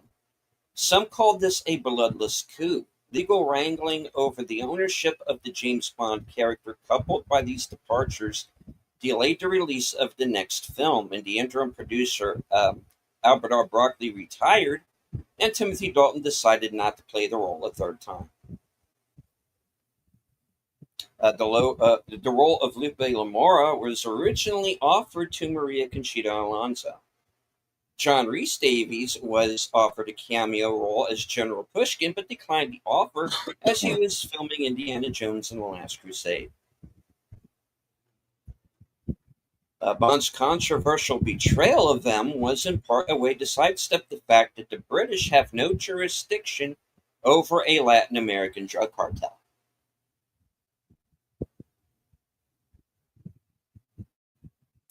Sanchez is from Isthmus City, a reference to the country of Panama, which lies on an isthmus, and the corrupt dictator Manuel Noriega, whom the CIA were working very hard to oust at the time. He was eventually deposed by U.S. troops the same year this film was released. Sanchez seems to be an on-screen representation of Colombian drug lord Pablo Escobar, who was terrorizing his country with bomb attacks and selective killing of presidential candidates at the time of the movie's release. A good portion of Bond's plan to get close to Sanchez comes from the novel Goldfinger, when Bond recounts to himself his exploits in breaking up a Central American drug ring.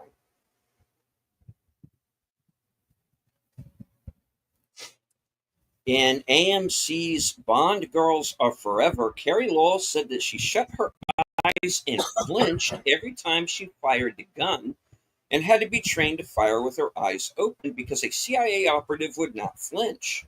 However, she still winces a bit when she fires the handgun. Due to the Writers Guild of America strike in 1988, longtime Bond screenwriter Richard Maibaum was unable to continue working on the screenplay. A longtime member of the Guild, Maibaum felt he could not betray his membership and ghostwrite the script. Co-writer Michael G. Wilson had to complete the screenplay on his own. This was to be the fifth and final pairing for the Maibaum and Wilson writing team, which had started with For Your Eyes Only. Pam Bouvier's alias as Miss Kennedy is a reference to Jacqueline Kennedy Onassis, whose maiden name was Bouvier. Her weapon was a .25 caliber Beretta 950 automatic. First Eon Productions James Bond movie to receive a 15 rating by the British Board of Film Classification, is the highest rating in all previous entries in the series had been a PG level rating. And of course, PG-13 here.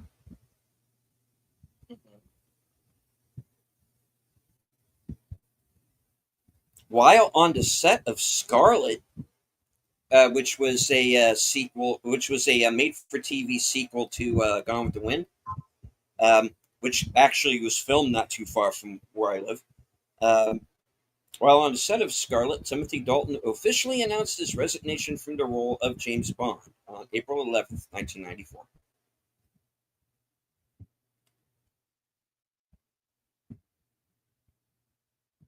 According to the DVD commentary, Timothy Dalton was unavailable for Talisa Soto's screen test. So Robert Davi filled the role of Bond and proved to be rather good in the part.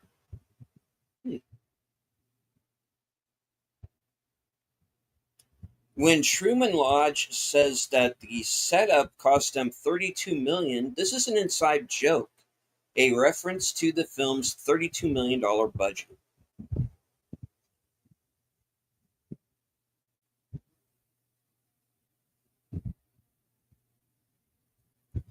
Longtime Bond franchise producer Albert R. Broccoli fell sick during the production of this movie. The thinness of the air in Mexico affected his lungs and breathing, and he left the location accompanied by his wife, Dana, and daughter, Barbara. He was unable to return, and this was the last Bond movie in which he was on set. Gladys Knight's title song is the longest of all Bond songs. In the UK, it peaked at the number 6 position on the charts. As a Christian soul singer, Knight apparently objected to having to sing a song with the word kill in it, but eventually she conceded. The song is apparently based on the horn line from the Goldfinger title song, consequently royalty payments were allegedly made to relevant personnel. Music video of this song was directed by Daniel Kleinman, who succeeded Maurice Bender as title designer on Golden. Apart from a spin-off video game, 007 License to Kill, the film's title lent its name to a card game in 1967. Produced by Golden Wonder, the packaging boasted the tagline, "An exciting new James Bond gang." There are 52 playing cards, which include 4 License to Kill cards, 48 enemy agent cards, and 12 assignment cards. The cover of the manual for the card game reads, "OHMS Top Secret 00 Agents Only."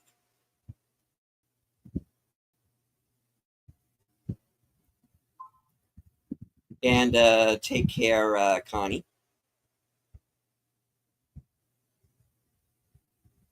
Um,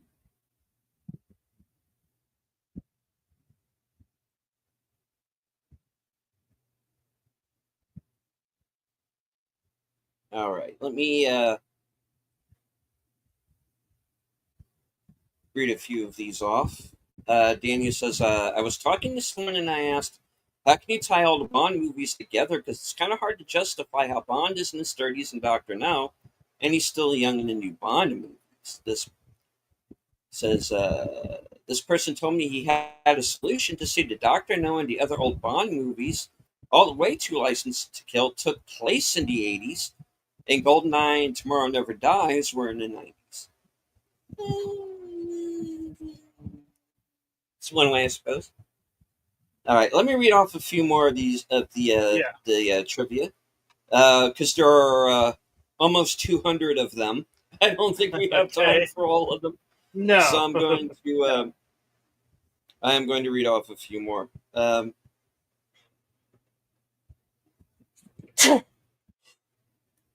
right, budget restraints were imposed as the producers were still paying interest on the overspending of Moonraker. Of all of the Bond films, this one has the largest role for Desmond Llewellyn as Q. Robert Davi had to learn to scuba dive for the scene where he escapes from an armored car underwater in the Florida Keys.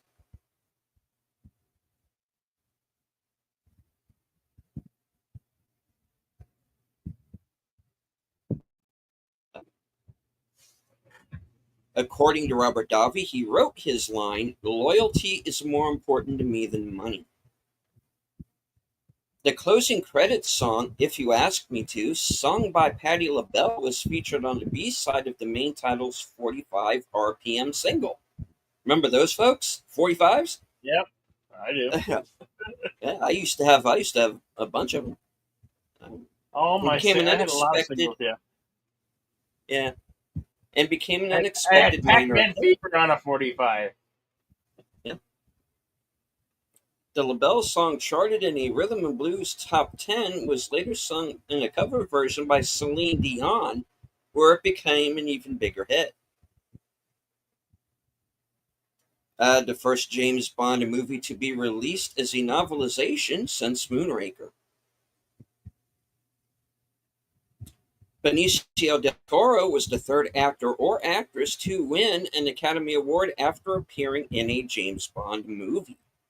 Dame Judi Dench was the second. Sean Connery was the first. Del Toro is the fourth actor or actress to appear in a James Bond movie who has won an Oscar. The first was Christopher Walken, who won one before he appeared in a Bond movie, a feat repeated by Halle Berry, Javier Bardem, Christoph Waltz, and Rami Malek.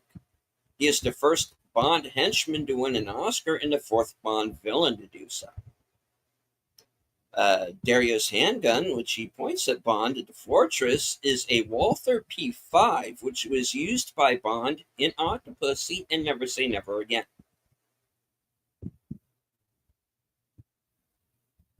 This is the only James Bond film not to mention the name of the song or its artist in the opening credit sequence.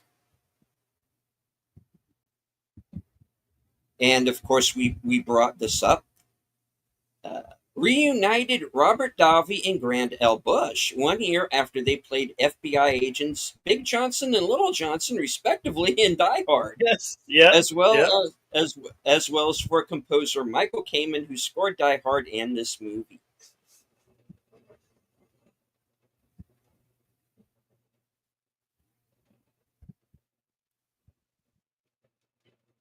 And of course, you had three actors in this movie who went on to be in the Mortal Kombat films, Mm-hmm. as we said. David Hedison became the first actor to play the role of Felix Leiter for a second time, having previously played the part in Live and Let Die. Jeffrey Wright made multiple appearances as Felix in the Daniel Craig James Bond movies. At 21 years old, Benicio del Toro was the youngest actor to play a villain in a Bond film.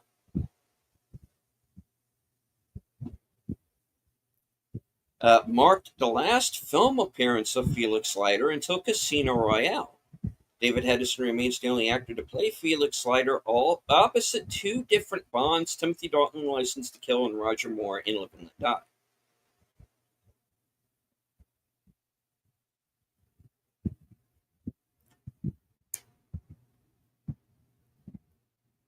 All right, Pam Bouvier is the first Bond girl to ever drink one of Bond's signature vodka martini cocktails. Carrie Lowell reprised her role as Pam Bouvier in the video game 007 Legends. This was the first. This was Robert Brown's final film before his death, November 11th, 2003, at the age of 82. He played out.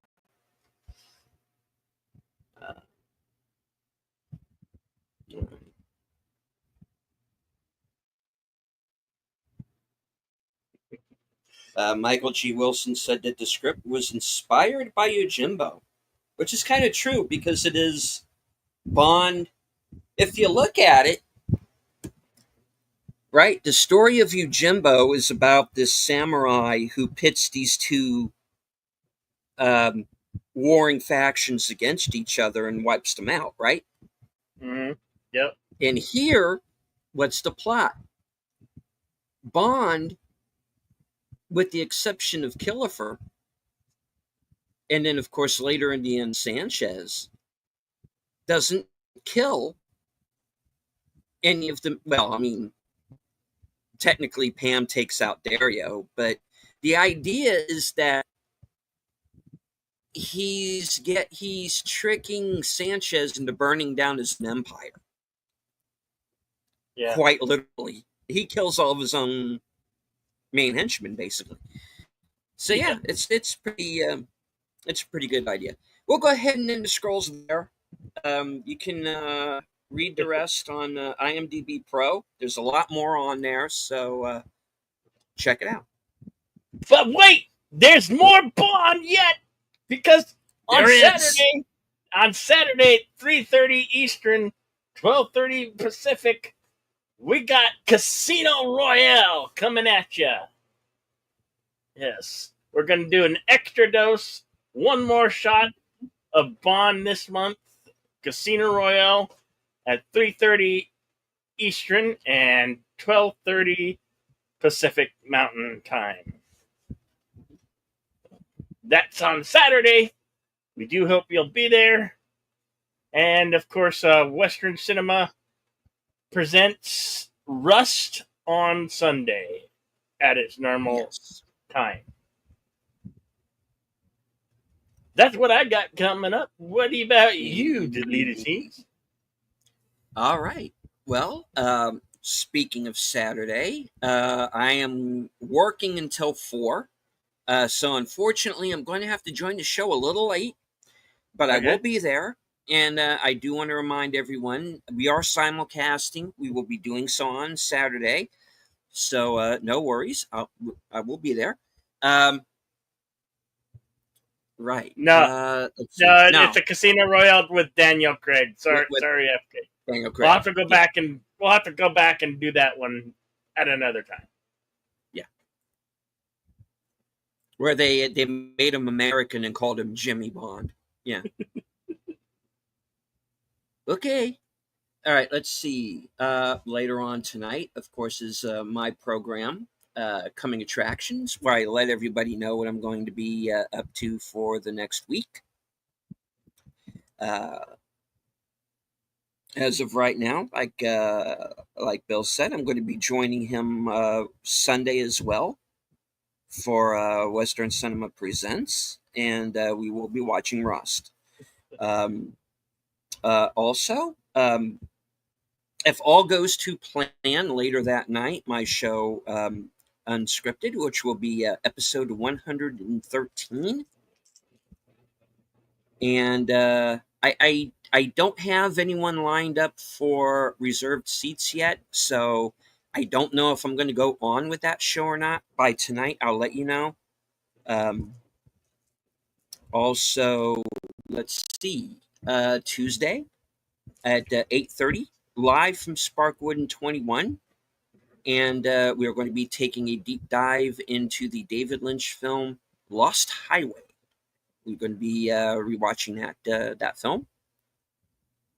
So join us there Tuesday at 8:30. And then, of course, join us here next week. Same bat time, same bat channel. Mm-hmm. As we begin Kaiju Live. Yep. Mm-hmm. With Godzilla -1 minus color. Yep. Mm-hmm. Yeah. So that should be a lot of fun. Right? And that's what I've got. Awesome. Well, as I always say, I want to thank you all for being here. Mhm. Ignis Service, FKHC 2005, sometimes known as Tim. Daniel's Hap Topics. Connie, clearly strong supporter of the Lady Scene channel and my channel. Appreciate it. Lady Miss our Emoji Queen. Love you, Lady Miss. So glad that you can make it today. Bush McFadden. Orville Nation. Daniel Berry Sports Highlights. Big Al Presents. And, of course, Hoot Snort a Poopas Q Bear. Awesome. And Resolute Germ. Resolute Germ, yeah. And newcomer, A Bricker. Appreciate each and every one of you. And as I always like to close it out with, be excellent to one another, party on, and we can't wait to see you on the next one. Back to you, the lead scenes. And as I always say at the end of every show, thank you all once again for joining us. We will be back Saturday for Extra Dose to close out Bond Month, Casino Royale, and we'll return next Thursday for the beginning of Kaiju Live. Yes, absolutely. From HQ, our second home office in Arizona, and all points north, south, east, west, and beyond. Good night. Take care. Stay strong. Be safe and healthy. Stay away from sharks. Because this is how we win.